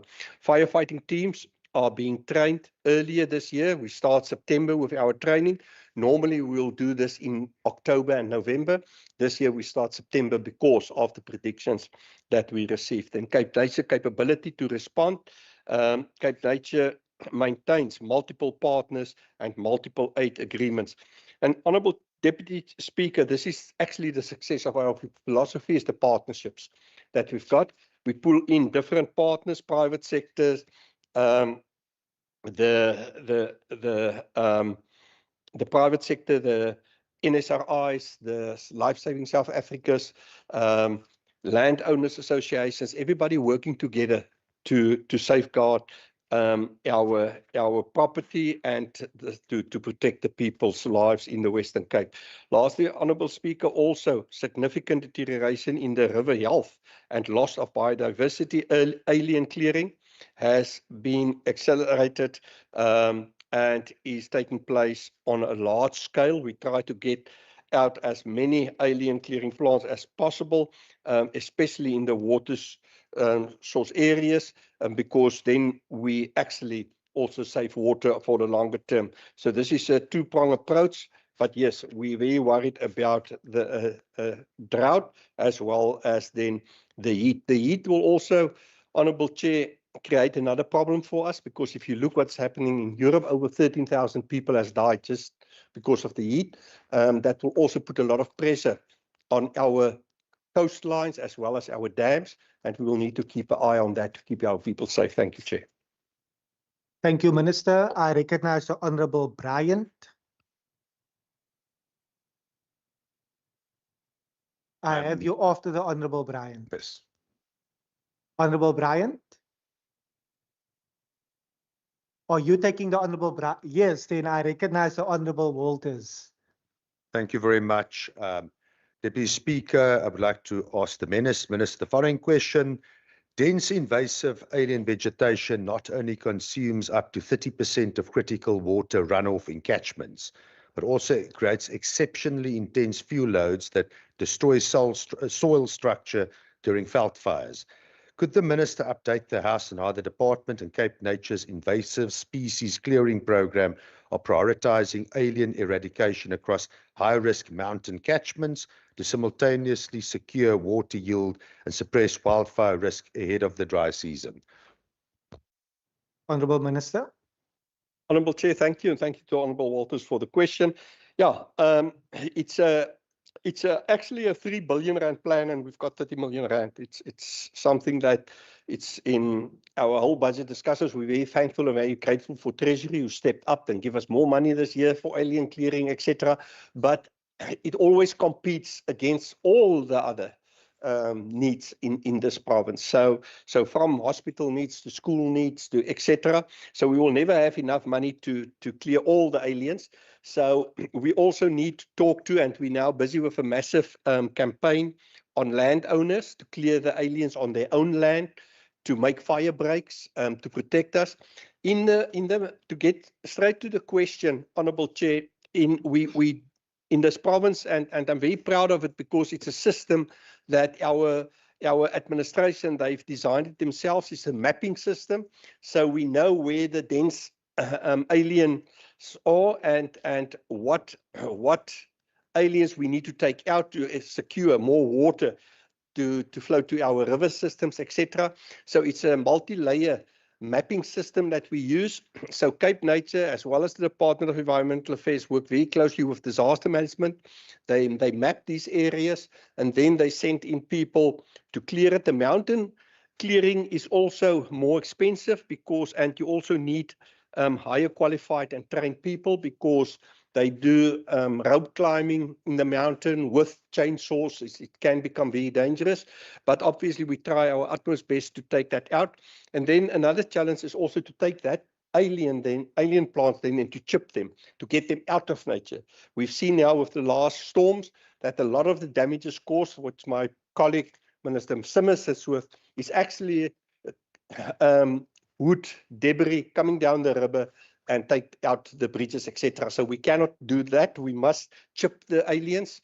And that's another challenge that we look at. How can we get the bigger chippers closer to where the alien plants are, so that we can chip it so that it doesn't cause another disaster when there's a flood? Because floods fires, these kind of things with climate change will happen more frequently. Thank you, Chair. I see a further follow-up, the Honourable Walters. Yes, these well-written questions are in fact by Member Bryant, so I'm the proxy. But could the Minister outline the operational readiness of the provincial aerial firefighting fleet and rapid response crews deployed through the Western Cape Provincial Disaster Management Centre to safeguard rural communities, agricultural land and nature reserves this season? Honourable Chair, yeah, and it's also difficult questions to answer because you will pick up in the newspapers that there's big problems with the awarding of the working on fire tender. The Tefla company who doesn't have the expertise or the equipment that we need. So we try to plan around this now. We already had 2 engagements with the national minister because it cannot happen like what has happened last year. By 1st of November, they cut the contract with 200 million rand, and then the Western Cape is hanging. So we try to plan. We will. Luckily we've seen this coming, so we've planned since 2015. We've split our contract, so we've got a private contractor that we hired from the private sector, helicopters, water bombers, etc. But we still in trouble because with El Nino, we expect a longer season, a more intense season.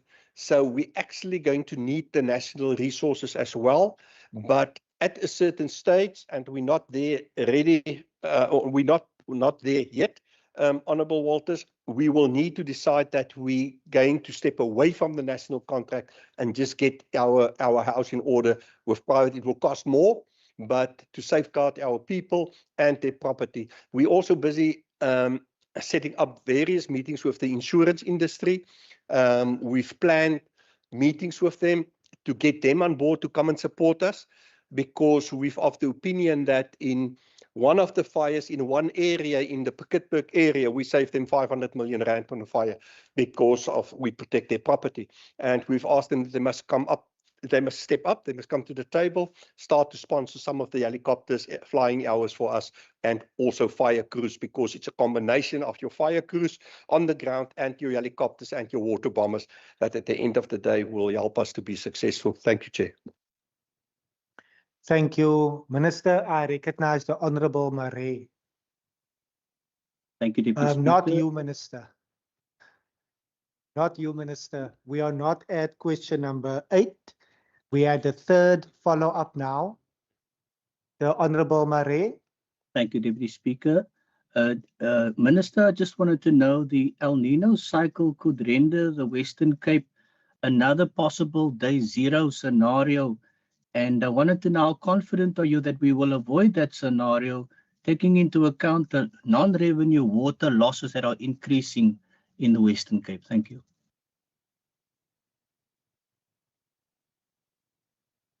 Yeah, Honourable Chair, El Nino is coming. We're monitoring it. We work with the scientists. We work with the University of Stellenbosch and UCT. We do everything in our power to try and plan. It will still be uncomfortable. We must remember, we've built up over the years a whole system. So we've got a water plan in the Western Cape, a 15-year water plan through which we support our municipalities. We've done in various municipalities the War on Leaks program. It's very successful. Help also with the income of municipalities, but it also on the other hand save water. So the War on Leaks program, we're now going to roll it out to Beaufort West. We're busy all the time.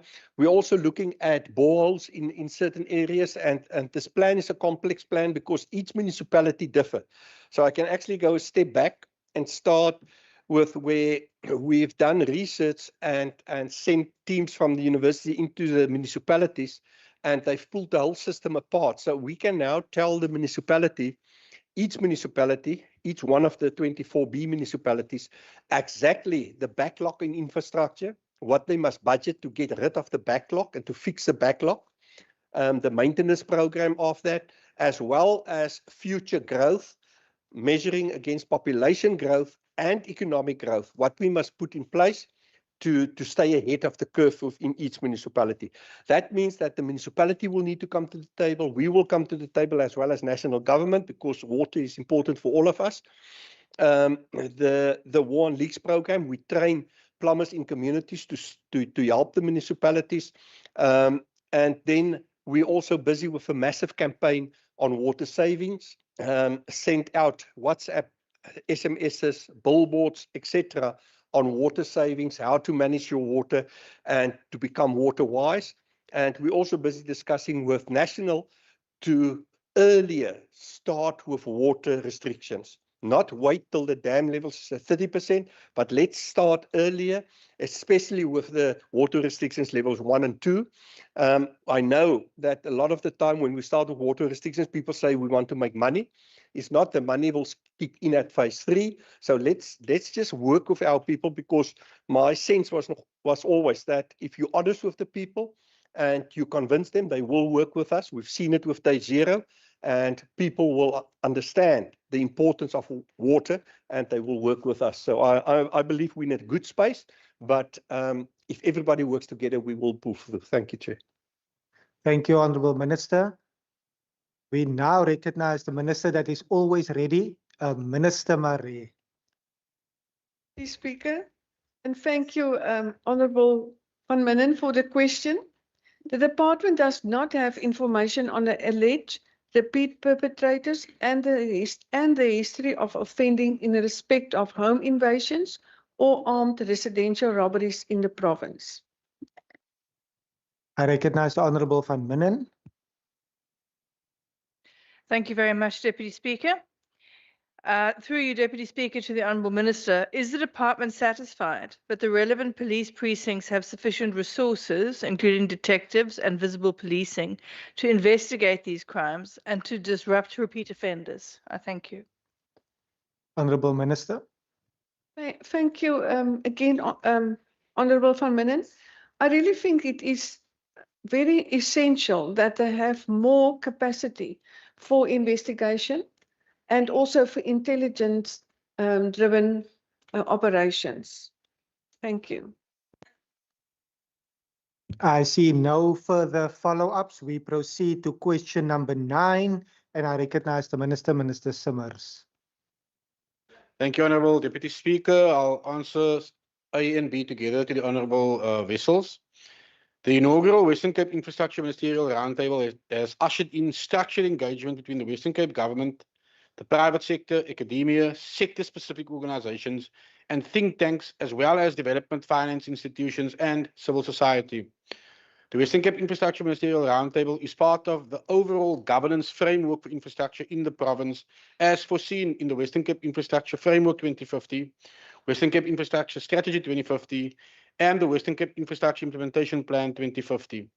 The inaugural roundtable brought together over 300 participants and featured addresses and inputs by the National Minister of Human Settlements, the Premier of the Western Cape, myself as the Minister of Infrastructure, and the Minister of Finance of the Western Cape, the private sector, as well as academia and development finance institutions.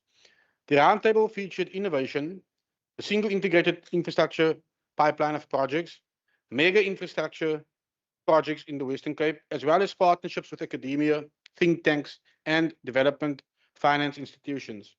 The roundtable engagements provide a structured platform of engagement centered around 5 strategic pillars: fast-tracking and scaling delivery, innovation, finding alternative sources of funding, building partnerships, and building sector trust. All 5 of these pillars are firmly rooted in the single objective of improving the lives of the people of the Western Cape through the creation of jobs, restoring dignity, building societal resilience, and enabling access to opportunity. Thank you, Minister. I recognize the Honourable Wessels. Thank you very much, Deputy Speaker. Minister, what are the steps or the next steps following the inaugural Infrastructure Ministerial Roundtable to ensure that the outcomes translate into tangible infrastructure projects and investments into the Western Cape? Thank you very much. Thank you very much, Deputy Speaker, and through you to the member.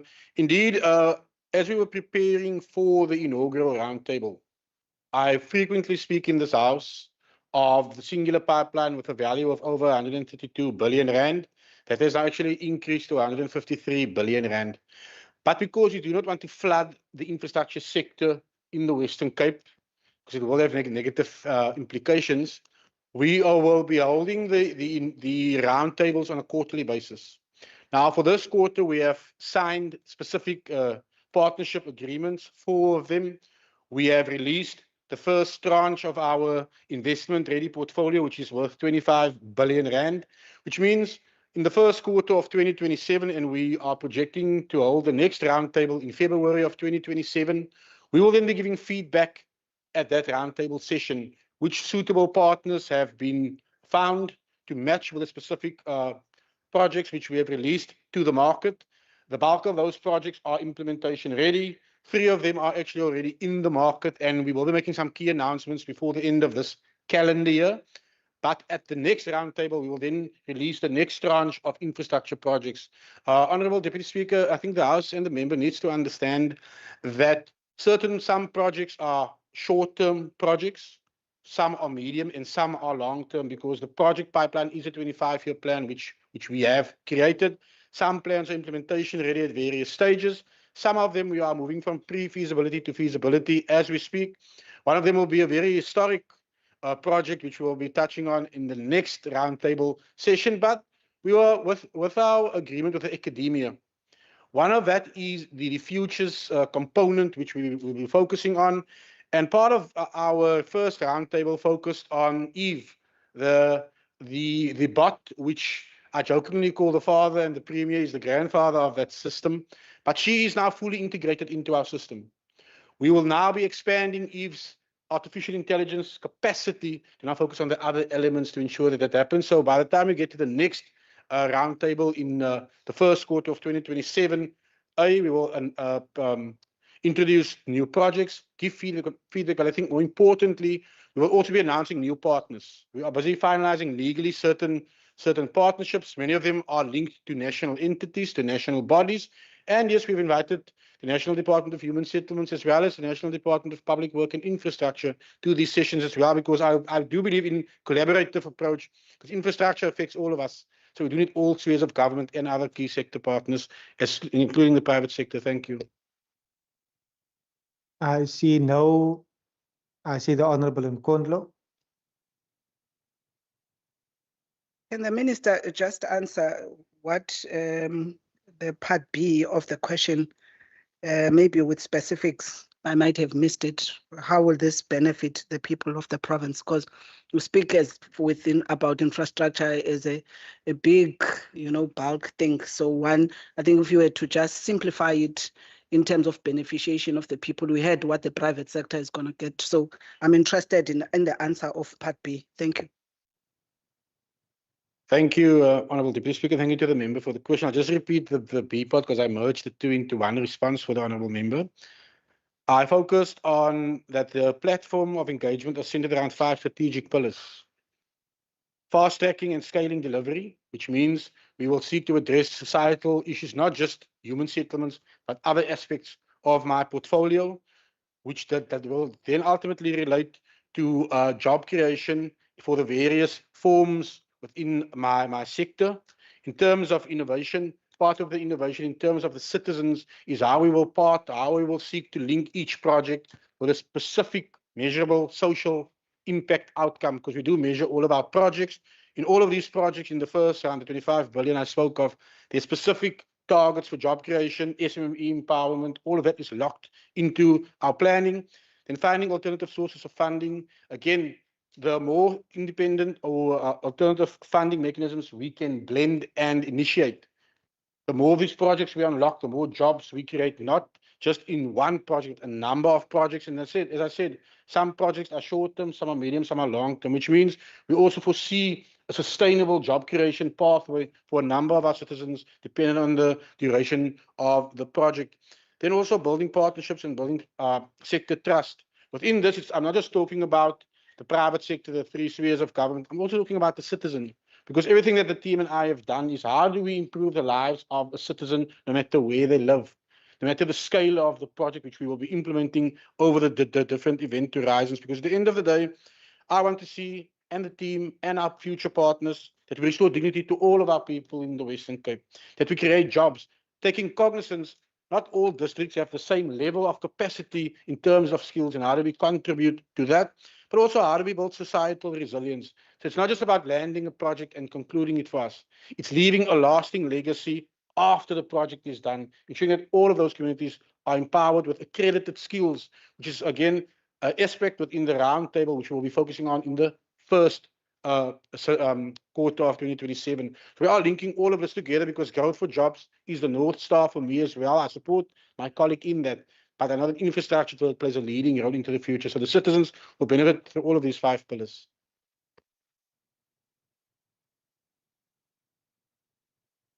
Ek wil so graag daar se hand herken.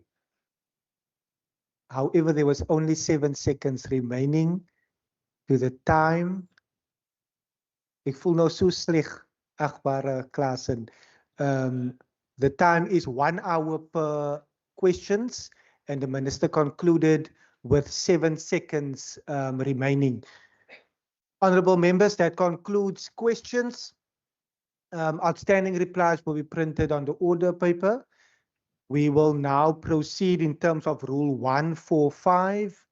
There's a sequence as per the rules. Every political party has 2 minutes. I recognize the DA. Honourable Deputy Speaker, the Patriotic Alliance and the National Coloured Congress are once again demonstrating why South Africans should be deeply concerned about the quality of leadership being presented to our communities ahead of the upcoming local government elections. At the Madlanga Commission, NCC leader and suspended member of Parliament, Fidel Adams, reportedly stated that the public should forget what I say on social media because that was him acting like a fool. This statement raises a critical question. How can communities trust a leader whose own testimony distances himself from the statements he makes publicly? Our communities deserve representatives whose words carry meaning and whose commitments do not change depending on the audience or circumstance.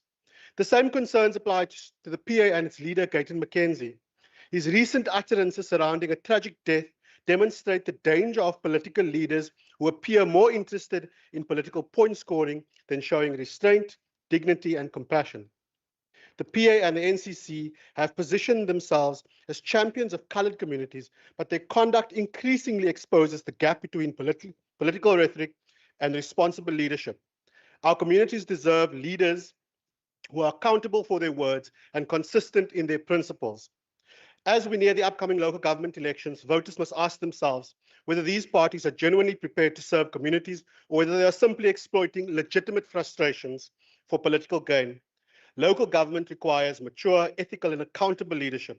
It requires representatives who understand that public office is a responsibility, not a platform for personal publicity. We must reject leadership built on division, outrage, and posturing. Our communities deserve better. They need leadership that is serious about service and accountability, not political grandstanding and self-promotion. Thank you very much. I recognize the ANC. Can I please ask for the podium?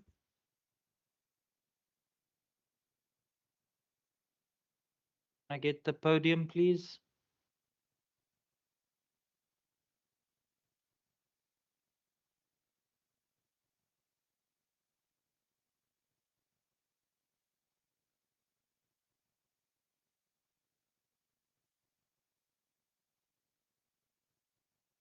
Order. Honourable Speaker, allow me to recognize the presence of the ANC provincial spokesperson, Sifiso Mtweni, in the House.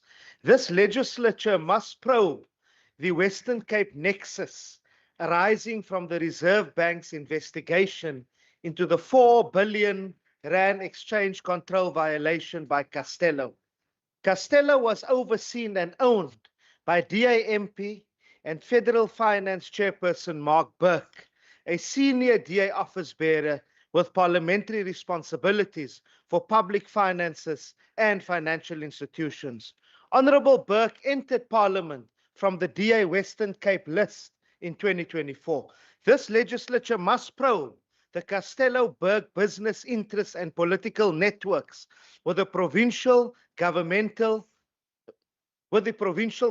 and its entities, including from provincial fintech and digitization programs.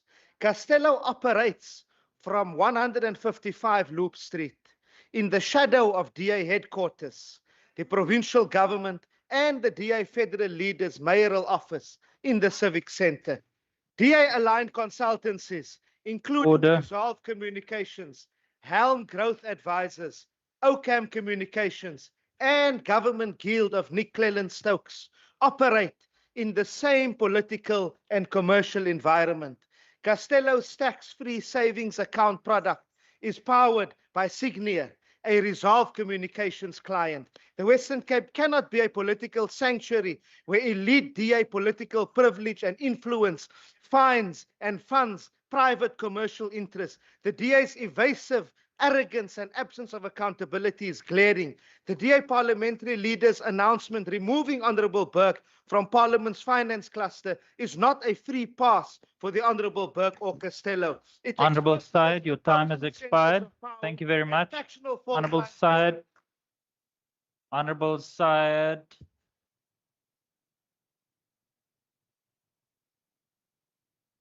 Order. Order. Honourable members. Honourable members on both sides of the House. When there's a member on the floor, please allow that member to make his or her submission to the House. As always, there's other avenues where you have an opportunity to rebut if you do not agree with the input. But we cannot drown out the speaker on the floor. I recognize the PA.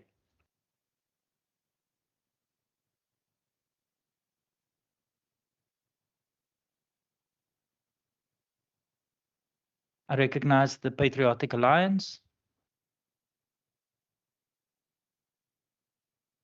And for the third time, the Patriotic Alliance. Honourable Claassen. Speaker, thank you. I'm not sure if it's my turn or Stamhof, but I have prepared a speech. Do you have a statement? I have a statement. Then you can continue with the statement. And just for the record, there is no Stamhof in the House. It's Honourable Adams.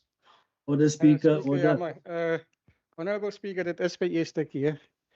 Honourable Claassen, before you continue, I just want to inform the House order that this is the member's maiden contribution. Now, I've entered local. Honourable Claassen, my apologies. I know it's your maiden contribution. So please take your seat. Honourable Syed, is that a point of order?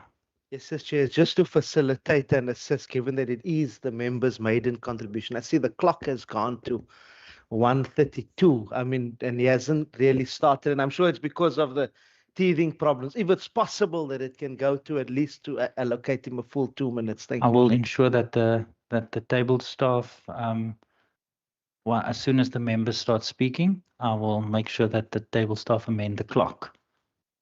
Honourable Claassen, you may continue. Thank you, Speaker. I actually needed 5 minutes, but it's fine. Honourable Speaker, let me first, before I start with my speech, just respond to the Honourable Wessels, the former MMC van Finance, van George. Hy moet die laaste een wees wat vinger wys na die PA toe en insults gooi, wanneer hy 'n geleentheid kry om sy punt te maak. Honourable Claassen, I just want to guide you. Can I ask the table staff to stop the clock? Okay. If you, in your maiden speech, in order for me to protect you from the chair, for you to deliver your maiden speech, as part of that rule, is that you cannot be controversial in your submission. So you're treading on that controversial line, and then makes it difficult for me to protect you from the chair. All right, Speaker. Let me start with my speech then. Honorable Speaker, Deputy Speaker, Premier, MEC, and members of this House. My naam is Samuel Robert Klaas en ek trots 'n leiplek uit Velderif of Velderif soos die mense in die Weskus dit noem. Dis 'n mooi dorp aan die Weskus waar die Bergrivier uitmond in die Atlantiese Oseaan.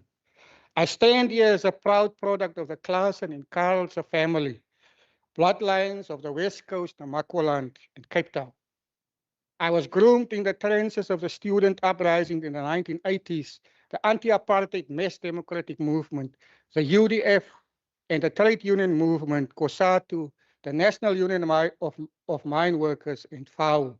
I'm a trained organizer of the working class and a fearless campaigner and leader of the Patriotic Alliance, serving proudly under the presidency of President Guyton McKenzie and the National Executive Committee of the PA.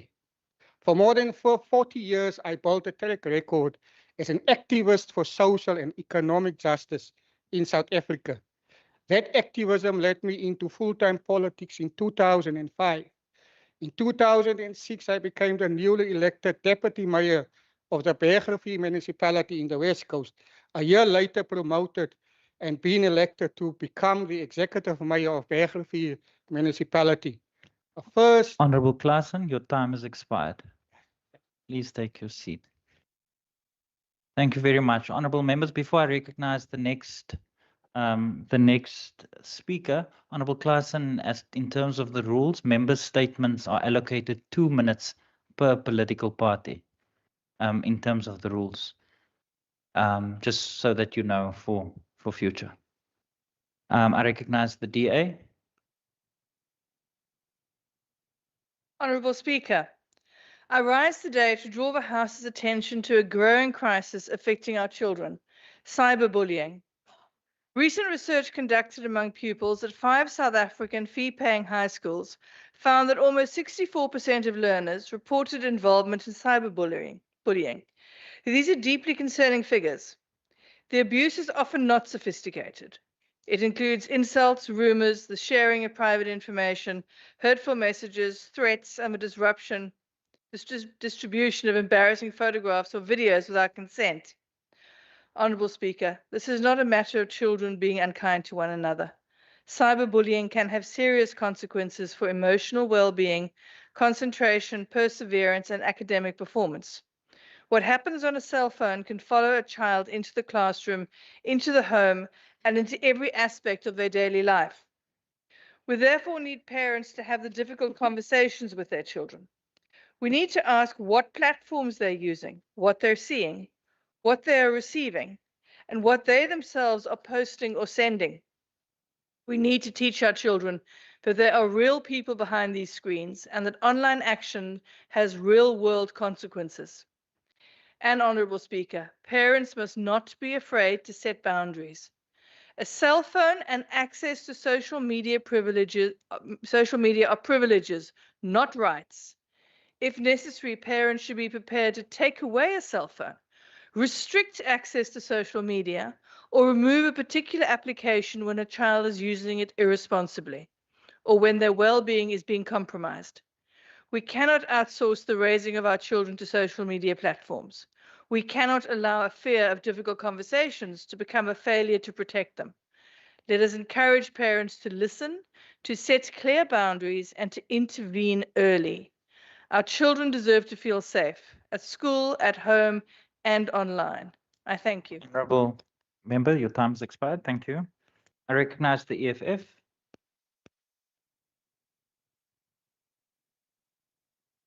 I recognize the EFF. For the third time, the EFF. I will then move on. I recognize the NCC. Dankie Speaker. Vandag moet ek my teleurstelling uitspreek teenoor die DA Minister van Gesondheid van die Weskaap. Nadat ek al my vertroue in die agbare lid geplaas het en onsself 'n besoek aan Caledon Hospitaal afgelê het, staan ek vandag baie teleurgestel hier. Die situasie by Caledon Hospitaal het van bad na worse gegaan. Clearly is die optrede van die minister 'n trademark van wat die DA dink van ons mense. Glen William Hospitaal se toestand is ook baie sleg in terme van hoe pasiënte behandel word. Die NCC eis dat daar onmiddellik verbetering by hierdie twee hospitale moet plaasvind. Die mense van Lotus River is ook baie kwaad vir die minister en die DA. Die NCC en die mense van Lotus River eis dat die daghospitaal nie verskuif word nie. Dit moet bly waar dit is. Die NCC maak 'n beroep op die premier om onmiddellik in te tree en te sorg dat hierdie daghospitaal nie verskuif nie. Dankie, Speaker. Baie dankie, agbare lid. I recognize the ANC. Thank you, Speaker. The African National Congress in the Western Cape stands in full solidarity with workers, farming communities and residents affected by the planned closure of the Premier Foods canning factory in Tulbagh. The proposed shutdown poses a serious threat to employment, economic stability and food production in the region. The closure could impact approximately 3,500 permanent and seasonal factory workers, 2,000 farm workers, and around 200 commercial producers and suppliers who depend on the factory's continued operation at a time when many South Africans are already struggling with unemployment, rising food costs, and growing financial pressure. The loss of thousands of jobs would have devastating consequences for families and communities across the province. The ANC is deeply concerned that this development follows shortly after the merger between Premier Foods and the RFG Group, which received approval from the Competition Tribunal in March 2026. The circumstances surrounding this decision raises important questions that require urgent public scrutiny and accountability. We call on the Minister of Trade and Industry and Competition, the Minister of Employment and Labour, and our own MEC of Agriculture to intervene urgently to protect jobs and safeguard livelihoods.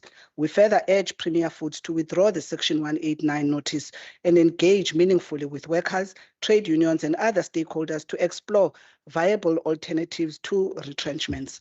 The ANC remains committed to defending decent work, supporting local economic development, ensuring that the interest of workers and communities are placed ahead of corporate decisions that threaten livelihoods and economic security. Thank you, Speaker. Thank you very much, Honourable Member. I recognize the DA. Honourable Speaker, I want to congratulate the Western Cape Government, its partners, and most importantly, the mothers participating in the Khulisa Care pilot on reaching the important milestone of more than 2,000 mothers enrolled. As of 7 August, 2,027 mothers across Khayelitsha, Mitchell's Plain, and the Breeda Valley were part of this program.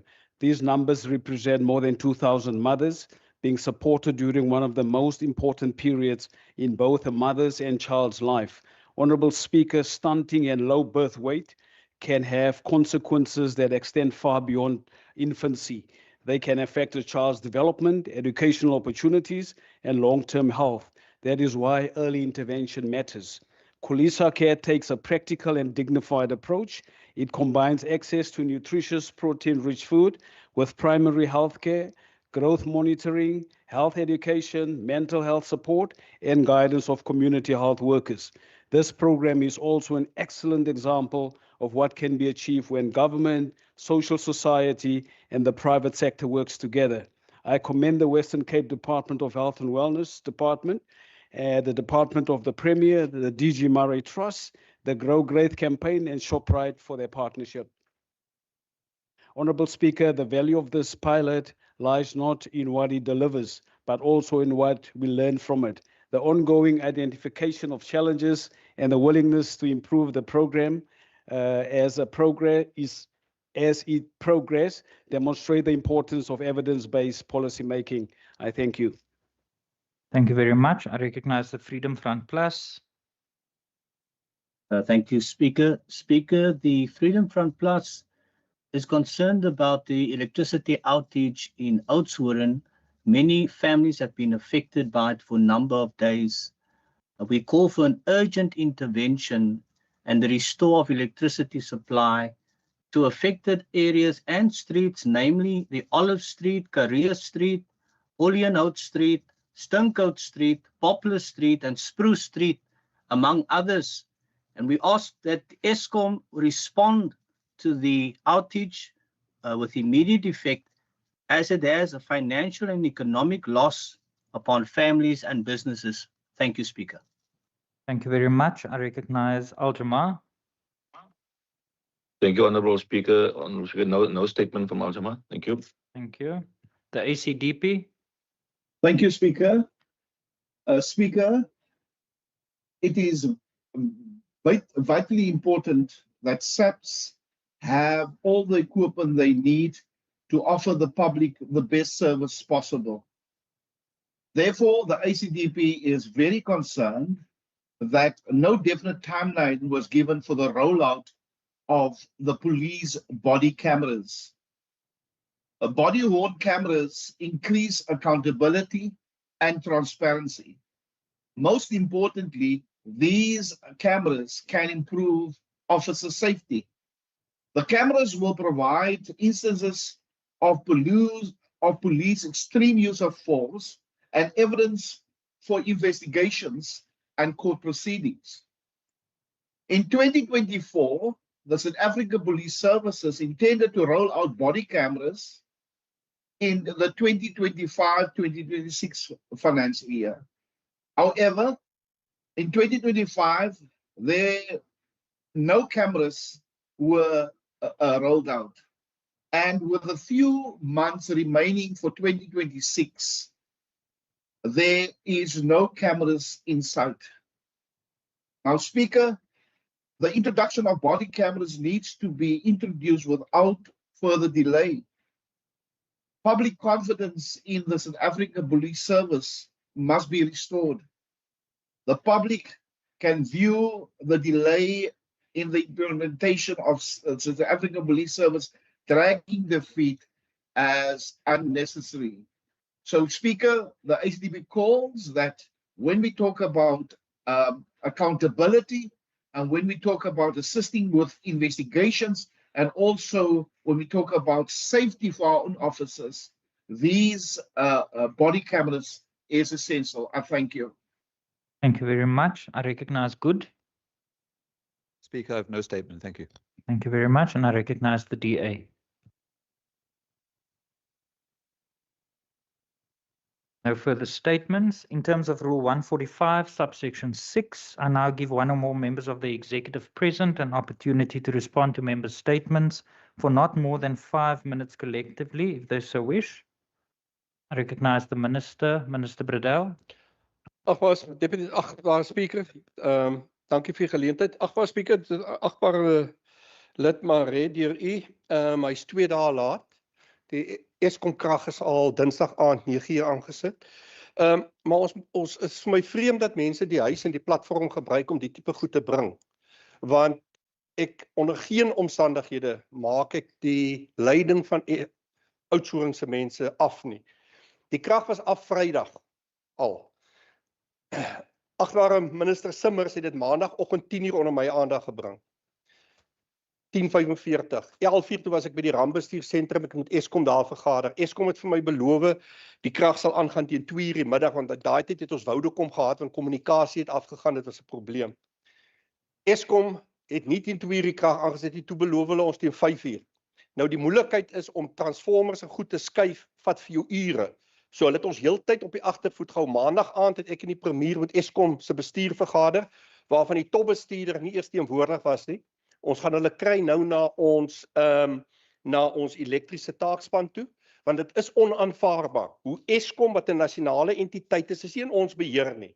Vir mense belieg en nie kommunikeer met hulle nie, en dan sit ons mense en ons mense kry swaar. So ek maak dit glad nie af nie, my agbare lid is 2 dae laat. Dankie. Thank you very much. Baie dankie, Minister. Ons waardeer dit. Baie dankie. Are there any further members of the executive that want to respond? No further executive statements. Can I just get an indication from the table staff online? If not, honourable members, that brings us to the end of members' statements. We now move on to motions in terms of Rule 151. In terms of Rule 51, all notices of motions by members are required to be delivered to the Secretary for placing on the order paper. These motions have been duly submitted and published on the order paper below the line. We move on to motions without notice in terms of Rule 150.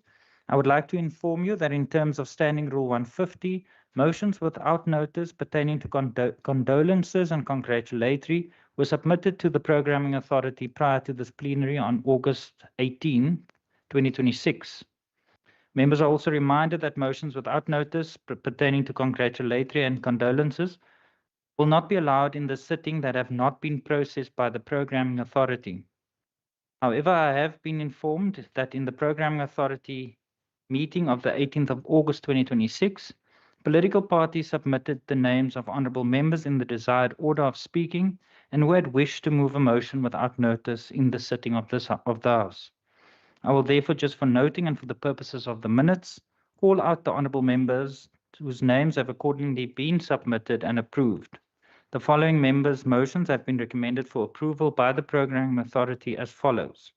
Honourable Windvogel, Honourable Barnes, Honourable Ngensu, Honourable Syed, Honourable Kamfer, Honourable Kaiser Philander, Honourable Van Minnen, Honourable Kaiser Philander, Honourable Van Minnen, Honourable Kaiser Philander, Honourable Johnson, Honourable Kaiser Philander, Honourable Kaiser Philander.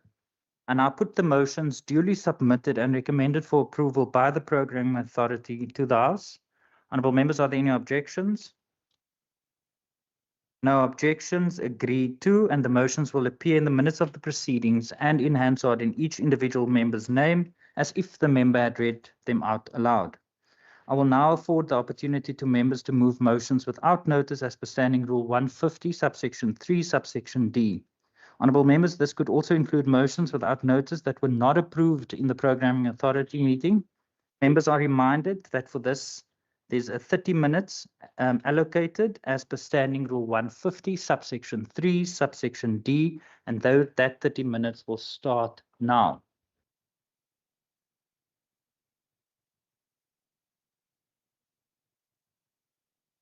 I recognize the Honourable Brinkhuis. Thank you, Honourable Speaker. Honourable Speaker, on behalf of the Al-Jama, I move without notice and note that 80% of the reforms outlined in the second phase of Operation Vulindlela to address spatial inequality in the country are being delayed. I further move and note that the province is not excluded from causing the delays and that the reforms recommended include the escalation of the release of well-located public land for affordable housing. I further move and recognize that the reforms recommended in Operation Vulindlela further includes the cleaning of title deed backlogs to secure property ownership. Honourable Speaker, I further move and recognize that the province delayed tactics in implementing the reforms is denying thousands of citizens in the province from owning their own homes. I further acknowledge that President Cyril Ramaphosa comments at the launch of the second phase of Operation Vulindlela that the poorest South Africans spend as much as 40% of their income on transport to go to work. This is more than in any other country globally. And I further move and call on the House that the province urgently address the apartheid legacy of spatial inequality. I so move. Thank you. Thank you very much, Honourable members. Honourable members, are there any objections to the motion being moved without notice? There is an objection and the motion will be printed on the order paper. I recognize the Honourable Adams. Speaker, I move about notice that the House notes with concern the unlawful sale and transfer of subsidized RDP houses and calls on the Western Cape government to strictly enforce the applicable restriction prohibiting beneficiaries from selling or transferring subsidized houses during the prescribed period, including the 8-year restriction where applicable, and further calls on the government to investigate reported violations and take appropriate action to protect subsidized housing for qualifying beneficiaries. I so move. Thank you very much. Are there any objections to the motion being moved without notice? There is an objection and the motion will be printed on the order paper. I recognize the Honourable Adams. Speaker, ek stel sonder kennis voor dat die huis die volgende move. Kennis neem van die herhaaldelike skade wat deur swaar stormvloede aan Meyringspoort veroorsaak, wat dat padsluitings lei in die beweging van inwoners, toeriste, besighede en nooddienste tussen die Weskaap en die sentrale Karoo ernstig ontwrig. Ondersoek instel na die haalbaarheid van die permanente alternatiewe padverbinding vanaf die Weskaap na Beaufort West, Prins Albert en Klaastroom, wat as die betroubare alternatiewe roete kan dien wanneer Meyringspoort gesluit is. Saam met die betrokke provinsiale en nasionale padowerhede ondersoek instel na die moontlike roetes, die beraamde kostes, grondvereistes en infrastruktuur wat benodig word. 'n Kostevoordeel ontleding doen van die langtermynkoste van die herstel van die Meyringspoort na herhaaldelike storms teenoor die koste van die ontwikkeling van 'n permanente alternatiewe roete en binne 'n redelike tydperk aan hierdie huis verslag doen oor die bevindinge van en aanbevelings. Ek hoef so. Baie dankie, agbare lid. Honourable members, are there any objections to the motion being moved without notice? Object, Speaker. There is an objection and the motion will be printed on the order paper. I recognize the Honourable Adams.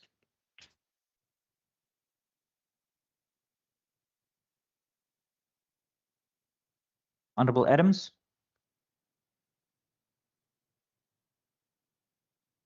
Honourable Adams for the third time. Speaker, am I audible? You are now audible. Sorry, I was trying to unmute myself. I couldn't.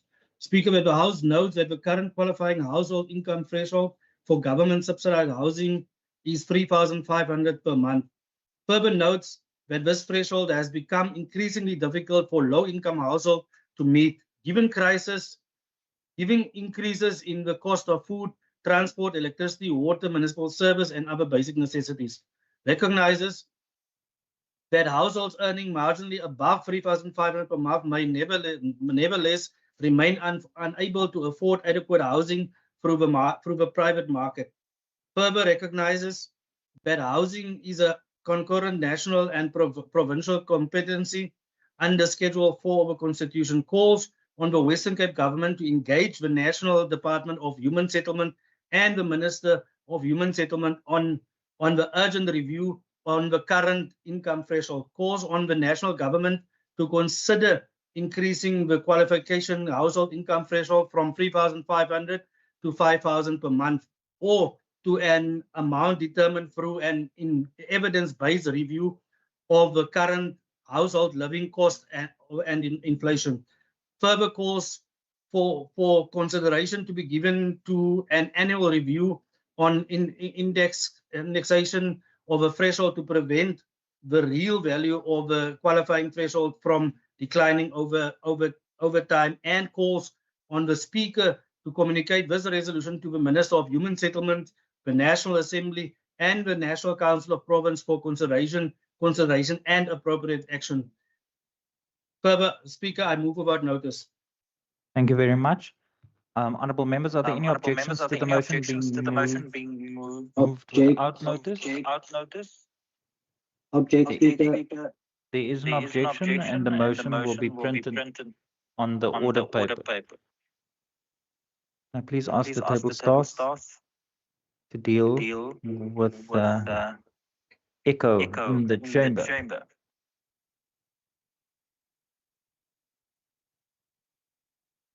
And while we do that, to stop the clock.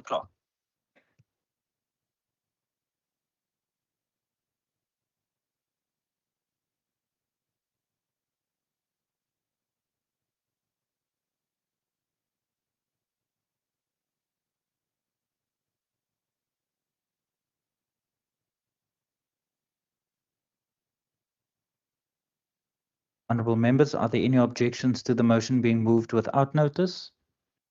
There is an objection and the motion will be printed on the order paper. I recognize the Honourable Masipa. Thank you, Honorable Speaker. I move without notice on behalf of the Democratic Alliance that this House commends Citrus Growers Association for its ongoing efforts in helping regional economies with its extended members from some SADC countries, recognize that thriving ports are the lifeblood of our export economy, directly driving growth and securing livelihoods across the Western Cape. Calls on the House to demand the immediate and speedy privatization of the Port of Cape Town to resolve current inefficiencies and unlock its true economic potential. Further calls on the ANC to put political posturing aside and join this call, rather than shooting down a motion specifically geared towards growing the economy, and encourages the ANC in this House not to use their own electoral decline as a reason to wish for job losses in the Western Cape. I so move, Honorable Speaker. Thank you. Thank you very much, Honorable Masipa. Honorable members, are there any objections to the motion being moved without notice? There is an objection and the motion will be printed on the order paper. I recognize the Honorable Van Minnen. Move without notice that the House notes the historic land exchange agreement between the Minister of Public Works and Infrastructure, Dean McPherson, and the Mossel Bay Executive Mayor, Alderman Dirk Kotzer, which will unlock municipal land for the proposed new Kwanhwaba police station and SAPS dog unit. Notes with appreciation that the agreement demonstrates the value of different spheres of government working together rather than operating in silos to address the challenges facing communities and to use public assets in the public interest. Acknowledges that the land exchange will not only strengthen policing and the fight against crime in Kwanhwaba, but will also enable department-owned land in Dana Bay to be transferred to the Mossel Bay municipality for the proposed Dana Eco-Tourism Park, creating a safe, inclusive, and multifunctional recreational space for the community.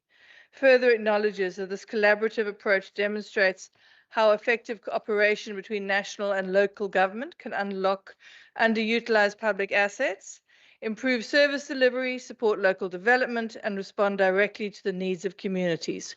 Calls on all spheres of government to strengthen intergovernmental cooperation and to actively identify opportunities to share resources, land, infrastructure, and expertise so that government can work together to tackle crime, improve communities, and deliver better outcomes for the people of the Western Cape.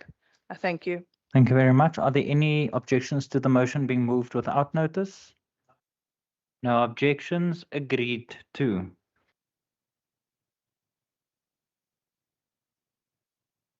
you please stop the clock? I recognize the Honorable Syed.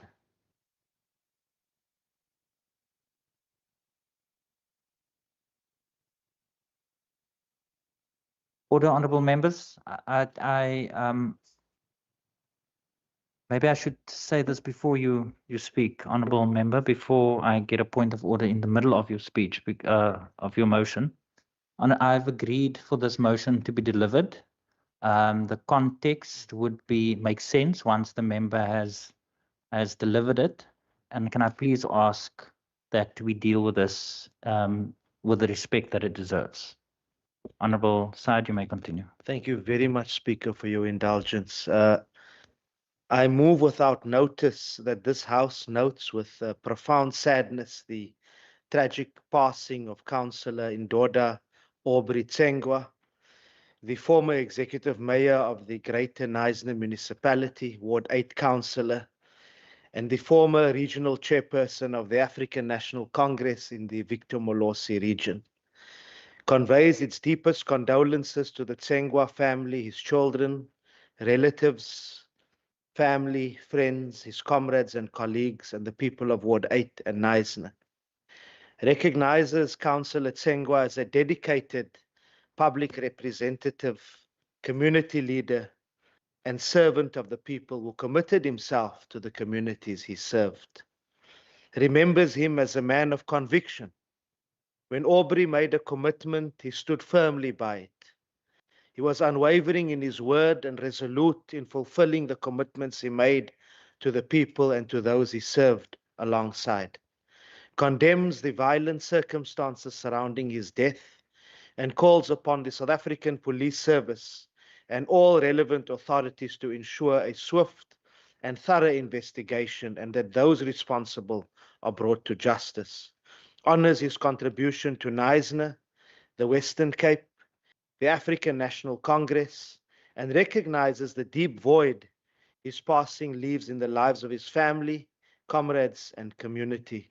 Lala Nkolo, Comrade Indoda, Aubrey Tsengwa, Ambakashle. Thank you very much, Honourable Member. Honourable Members, are there any objection to the motion being moved without notice? No objections. Agreed to. I recognize the Honourable Side. I move without notice that this House welcomes and commends the Roman Catholic Church as a global institution for its long-standing commitment to the protection and advancement of human rights, human dignity, and international peace. Recognizes and commends His Holiness Pope Leo for his continued advocacy for peace, justice, and the protection of human rights across the globe, including in the Middle East.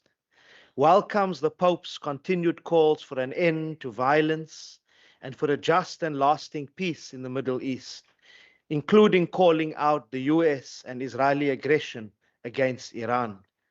Welcomes his condemnation of the ongoing Israeli genocide against the Palestinian people and the grave violations of their fundamental human rights.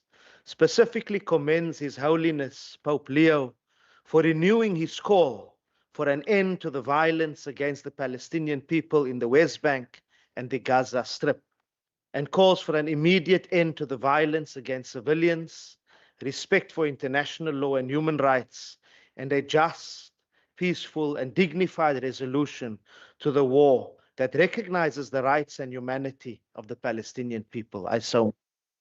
Thank you very much, Honourable Member. Honourable Members, are there any objections to the motion being moved without notice?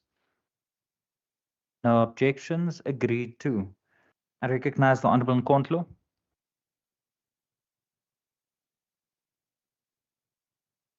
Thank you, Speaker. I move that the House notes with serious concern that the City of Cape Town's proposal to relocate people from Singabalapha to temporary shelters in Gugulethu further notes that Gugulethu is already under severe housing pressure, with overcrowding, backyard dwellings, hostels, and residents who have waited for permanent housing for many years. Questions how the city can claim that it lacks suitable land for housing and relocation when it has recently made significant amounts of municipal land available to private sector interest. Demands that the city account for how much public land has been sold, transferred in recent years, to whom, for what purpose, and why such land cannot be prioritized for permanent housing for vulnerable families. Further questions what criteria informed the decision to relocate this particular group to Gugulethu rather than other suitable areas or available land, and whether racial and socio-economic consideration played any role in this decision. Expresses concern that the proposed relocation reflects a broader pattern under DA administration of concentrating poor and predominantly African communities in temporary settlements while valuable land is protected for private development. Further notes the city's long-standing history of relocation, including the establishment of Blackisdorp during the administration of former Premier and Mayor Helen Zille, where communities were moved into temporary accommodation without a clear and credible pathway to permanent housing. Warns that Gugulethu must not become another destination where vulnerable families are permanently dumped under the guise of temporary relocations. Calls on the city to immediately halt the proposed shelters pending meaningful consultation with affected communities and the full disclosure of its land release and housing plans, and calls on the province and the provincial government to ensure that every relocation is linked to a funded, time-bound plan for permanent dignified housing, and that historically disadvantaged communities are not once again made to carry the burden of the housing crisis. I so move. Thank you very much, Honourable Member. Honourable Members, are there any objection to the motion being moved without notice? There is an objection. There is an objection, and the motion will be printed on the order paper. I recognize the Honourable Nkondlo. I move without notice that the House notes with serious concern that Cape Town has lost its position as the metropolitan municipality with the lowest unemployment rate in South Africa, with the latest quarterly labor force survey recording unemployment of 21.9% in Cape Town compared to 21.2% in eThekwini. Further note that Cape Town's unemployment rate increased by 0.5 percentage points in the second quarter of 2026, while eThekwini recorded a 1.1% percentage point decline. Expressed concern that despite years of claims by the DA-led Western Cape government and City of Cape Town that their economic policies are creating employment opportunity, Cape Town is now losing ground to other metros. Recognize that the national unemployment rate remains unacceptably high at 33.6%, while more than 340,000 people in eThekwini alone continue to seek employment. Further note that unemployment remains particularly severe amongst young people and residents of historically disadvantaged communities, and calls on the Western Cape government and the City of Cape Town to urgently account for the province's employment performance, particularly the failure to ensure that economic growth translates into decent and sustainable jobs for residents, and calls for strengthening of interventions to support township and informal economies, small and emerging businesses, skills development, local procurement, and employment-intensive infrastructure programs. Calls on the provincial government to present this House with a comprehensive plan detailing concrete measures to reduce unemployment and expand meaningful economic opportunities for the people of the Western Cape. I so move. Thank you very much, Honourable Member. Honourable members, are there any objections to the motion being moved without notice? There is an objection and the motion will be printed on the order paper. I recognize Honourable Mkondlo.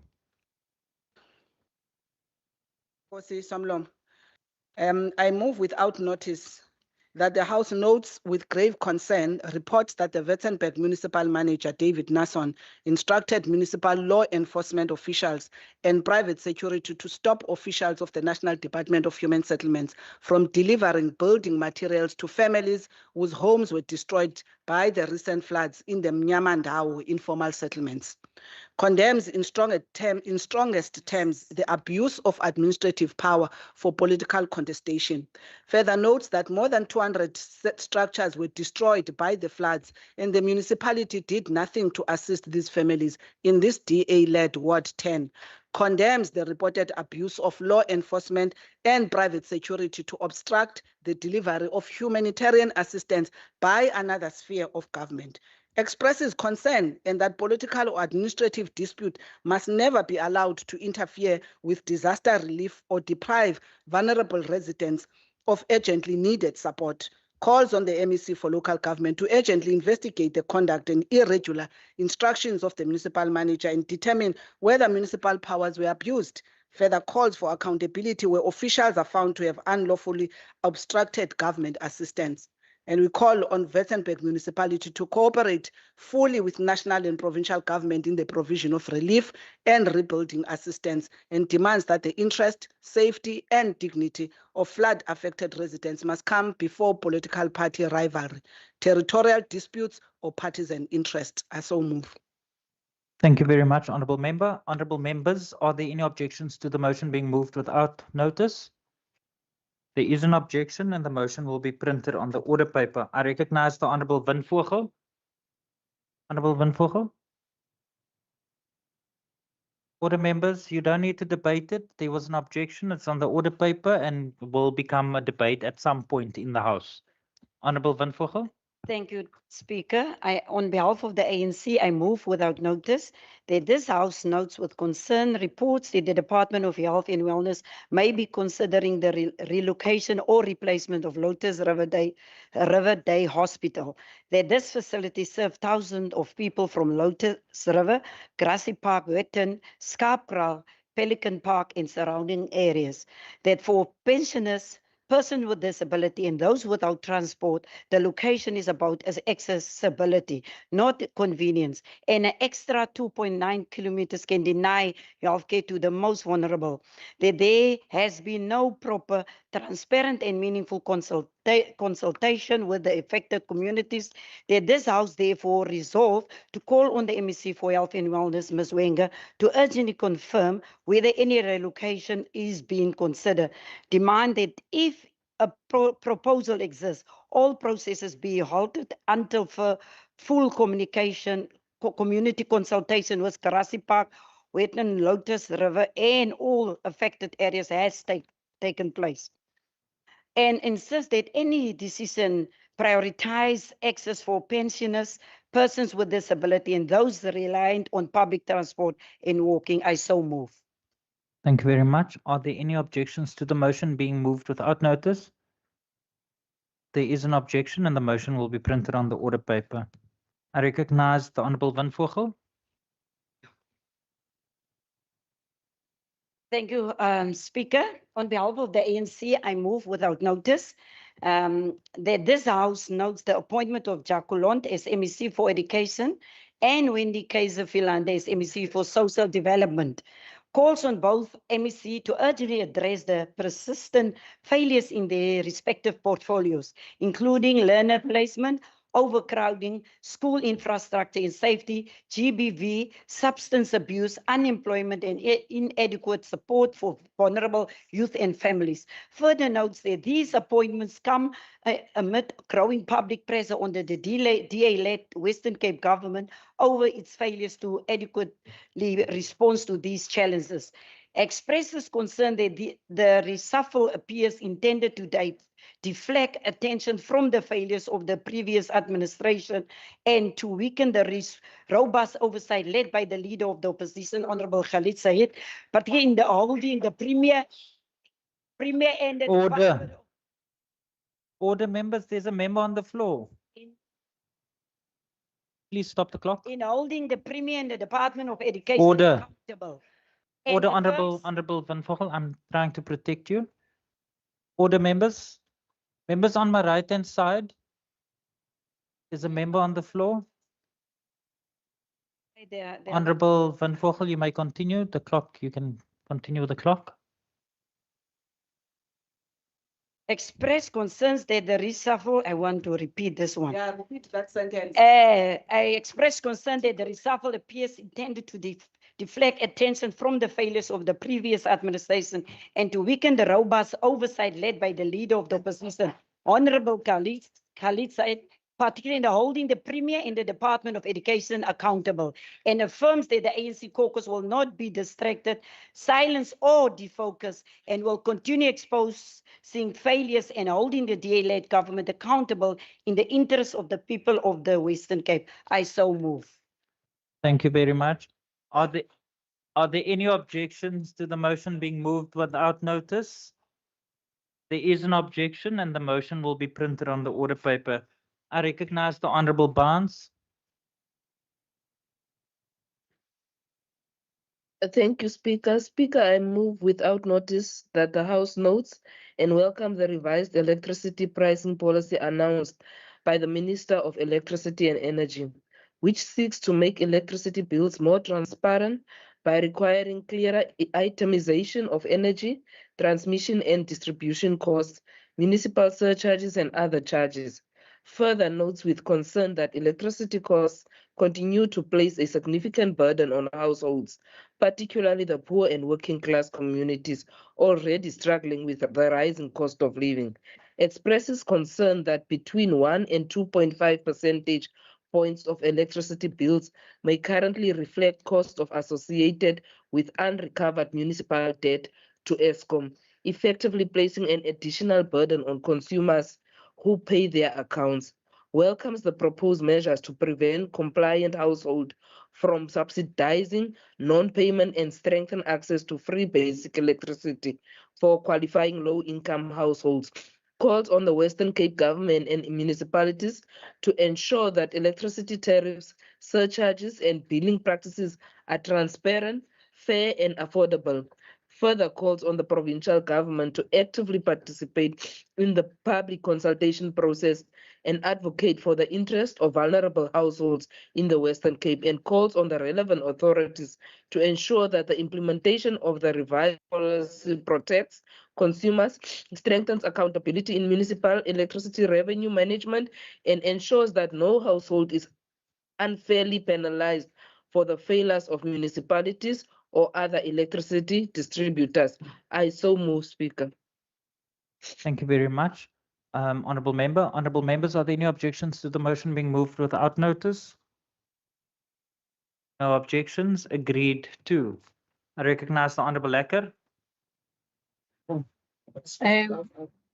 Nkosi Somlomo, I move from the ANC that the House notes with grave concern the testimony before the Madlanga Commission implicating senior political and municipal figures in allegations concerning gang activity, political interference, and possible links between organized crime, law enforcement officials, and government structures in the Western Cape. Further notes the serious allegations involving City of Cape Town and calls for these allegations to be properly tested rather than dismissed as political attacks.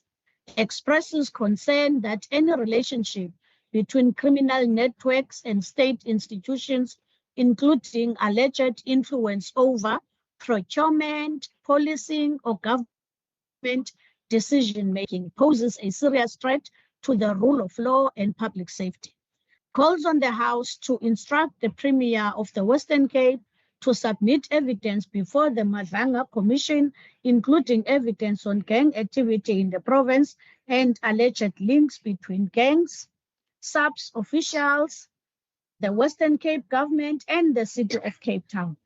Further calls on the Premier to account for what steps have been taken to prevent organized crime from infiltrating government institutions and public procurement processes.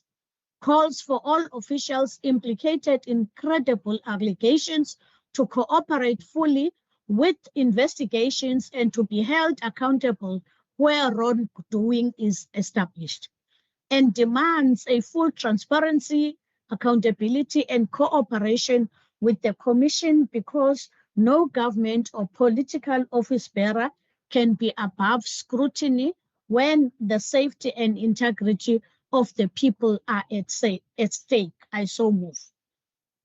Thank you very much, Honourable Member. Honourable Members, are there any objections to the motion being moved without notice? There's an objection and the motion will be printed on the order paper. Honourable Members, that brings us to the end of motions without notice. We move on to the orders of the day, and the Secretary will read the first order of the day. Consideration of the report of the Ad hoc Committee on Child Protection Reform, on its public engagement on the provision of child protection services, held in Vredendal on the West Coast on 6 May 2026. I have been informed by the Chief Whip that the Programme Authority resolved that there would be no list of speakers. I will now afford opportunity to political parties to make a declaration if they so wish for no more than 3 minutes each. I recognise the ANC. Honourable Speaker, the African National Congress welcomes and supports the report of the Ad hoc Committee on Child Protection Reform on its public engagement on the previous provision of child protection services in Vredendal. We appreciate the work undertaken by the committee and in particular the effort to take the legislature beyond this chamber and into its communities. Child protection cannot be discussed only through reports, legislation, and departmental presentations. We must also listen to the lived experiences of children, parents, caregivers, social workers, community organizations, and other frontline workers. The report demonstrates the complexity of challenges facing our child protection systems. These include pressures on social workers, weaknesses in coordination between institutions, delays in criminal justice process, and difficulties experienced by communities in accessing essential services. The West Coast engagement also highlighted the reality that geography and distance continue to affect both service delivery and access to services. The ANC therefore welcomes this process of public participation. However, Honorable Speaker, we must also be honest about its limitations. The Western Cape is a vast province with communities separated by enormous distances. While the engagements conducted thus far have been important, we do not believe as the ANC that the number of hearings has been sufficient to give all affected communities a meaningful opportunity to participate. These communities faced unique challenges: distance from social worker, police station, clinics, court, or other services can be determined whether vulnerable child receives assistance in time. If communities cannot easily come to the legislature, then the legislature must make a greater effort to go to them. We therefore support the adoption of this report while calling on the committee to expand and deepen its program of public engagements as its work continues. Every child deserves protection, whether they live in Cape Town, on the West Coast, in Maritzburg, or in most remote parts of Central Karoo. And the ANC supports the adoption of this report. I thank you. Thank you very much, Honourable Member. I recognize the PA. Honourable Speaker, am I audible? You are indeed. Thank you, Honourable Speaker. We as the Patriotic Alliance, we welcome this report as we deem every child's safety in our country as paramount. I thank you. Thank you very much. I recognize the EFF.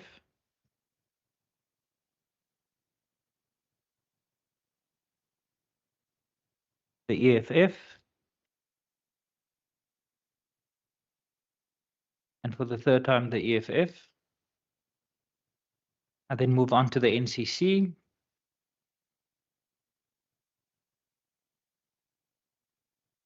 The NCC. The NCC. I move on to the Freedom Front Plus. Thank you, Speaker. Speaker, the Freedom Front Plus notes and welcomes the findings and recommendations contained in the ad hoc committee report on child protection reform in the Western Cape. The ad hoc committee's mandate is to consider and develop legislation and policy reform to strengthen systems to protect our children in the province. I'm humbled to be a member of this ad hoc committee and personally engaged with the public and stakeholders in Saldanha. This report was compiled under the chairmanship of member Kaiser Philander, who is now our newly appointed Minister of Social Development.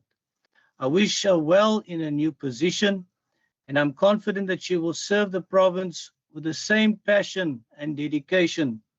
A multi-sector approach is needed to reverse the scourge of violence and child neglect and to improve the quality of living experiences of all our children.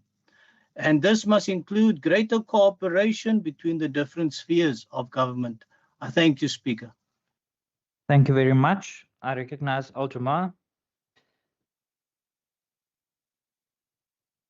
Al-Jamaa. For the third time, Al-Jamaa. I then move on to the ACDP. Thank you, Speaker. Speaker, the ACDP welcomes the report and under the leadership of Minister Wendy Kaiser-Vilanda.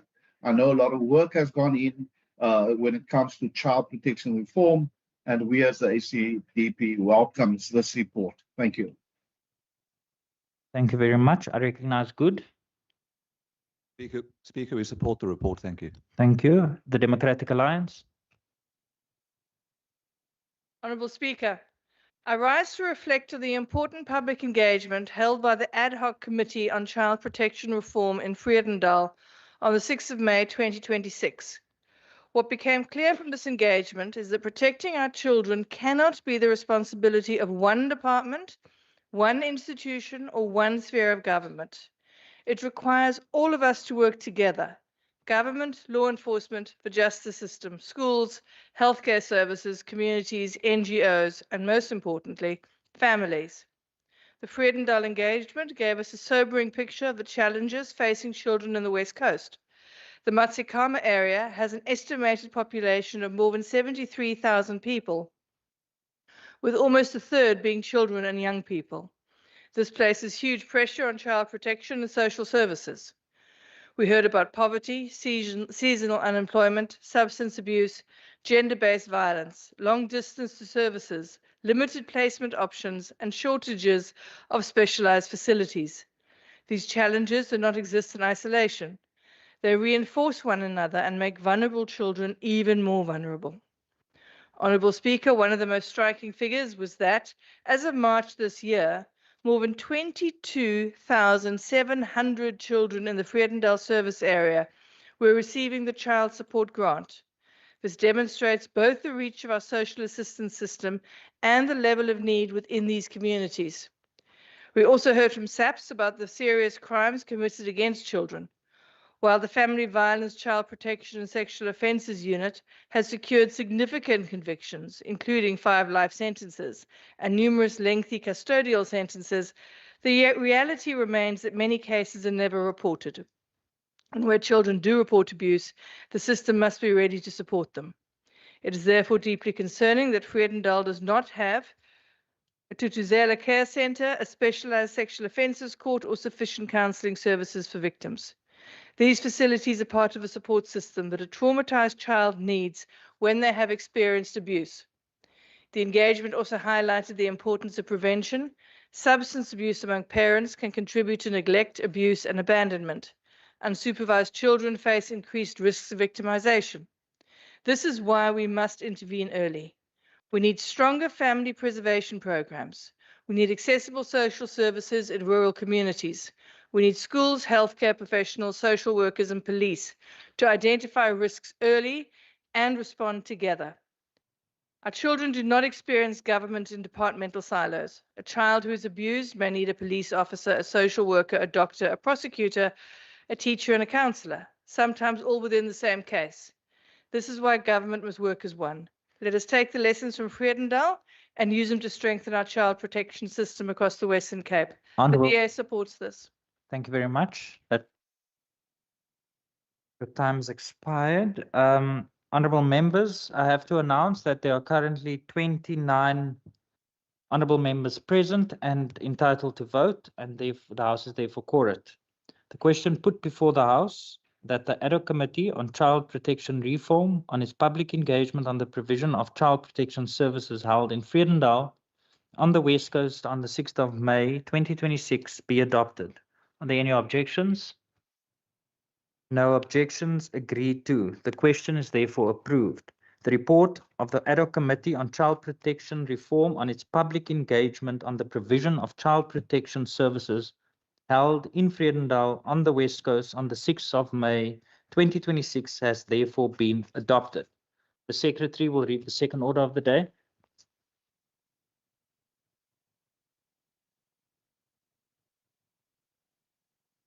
Consideration of the report of the Ad Hoc Committee on Child Protection Reform on its public engagement on the provision of child protection services and the workshop on the terms of reference for the Ad Hoc Committee on Child Protection Reform held in Saldanha on the West Coast on 25 and 26 March 2026. I have been informed by the Chief Whip that the Programming Authority resolved that there would be no list of speakers. I will now afford parties an opportunity to make a declaration for no more than 3 minutes if they so wish. I recognize the ANC. Thank you, Somlomo. The African National Congress welcomes and supports the report of the Head of Committee on Child Protection Reform on its public engagement on child protection services and its workshop on the terms of reference of the committee. The establishment of this committee reflects an important reality despite the existence of laws and policies intended to protect children. Serious gaps remain in the implementation, coordination, accountability, and access to essential services. The terms of reference therefore provide an important framework for the committee's work. They recognize the need to strengthen intersectoral coordination, prevent and early intervention, community-based services, disability-sensitive child protection, access to documentation, mental health services, oversight, and possible legislative reform. However, Honorable Speaker, the committee must also confront the brutal realities facing many children in our province, particularly in communities affected by the violent crime and gangsterism in the city of Cape Town. Too many young people are drawn, coerced, or forced into gangs. They are recruited into environments of violence and criminality where they become both victims and tragically perpetrators of some of the most heinous crimes. Their education is disrupted, many are forced to abandon school, and their prospects for a safe and productive future are destroyed. This is not merely a policing matter, it is fundamentally a child protection matter. The terms of reference must therefore ensure that the committee investigates how schools, families, communities, social development services, law enforcement, and other institutions can work together to prevent children from being recruited into criminal networks and to protect those already trapped inside cycles of violence. Meaningful public participation must remain central to this work. The committee must hear directly from the communities that are affected, children and young people, particularly those living in areas most severely affected by violence, poverty, and gangsterism. At the same time, participation must extend beyond the urban centers. The Western Cape is geographically vast, and Honourable Member, your time communities has in the expired. central Karoo, like Honourable Merville Member. and other remote areas, must not be excluded simply Honourable Member. because of their location.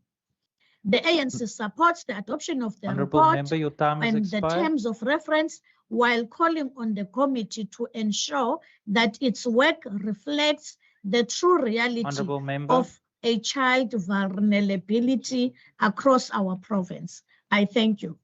Thank you very much. I recognize the PA.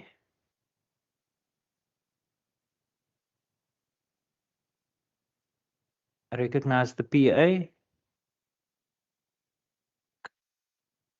Thank you, I Speaker. recogn- I The reckon, PA acknowledges the work and the recommendations of the Committee on Child Protection Reform. We also acknowledge the participation of all NGOs, state departments, and communities in the West Coast. We support the strengthening of all judicial and social service agencies. Thank you, Speaker. Thank you very much. I recognize the EFF. The EFF. The EFF. I move on to the NCC. The NCC. And for the third time, the NCC. I move on to the Freedom Front Plus.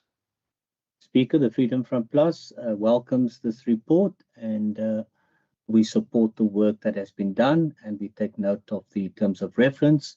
And as noted before, I was part of this whole process, and I'm very excited about the future of children in the Western Cape if all spheres of government can continue to work together. Thank you, Speaker. Thank you very much. I recognize Al Jamal. Al-Jamaa. And for the third time, Al-Jamaa. I move on to the ACDP. Speaker, we support the report. Thank you.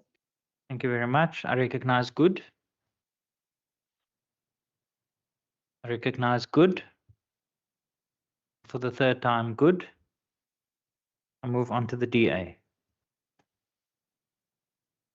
Honourable Speaker, the public engagement held in Saldanha Bay on Wednesday, 25 March 2026, provided an important platform for the committee to engage directly with key stakeholders on the challenges affecting child protection and social development services in the West Coast region. The West Coast economy is largely dependent on agriculture and fishing, and industries are often seasonal. This creates income instability for many families and contributes to poverty, substance abuse, gender-based violence, and increased child protection concerns.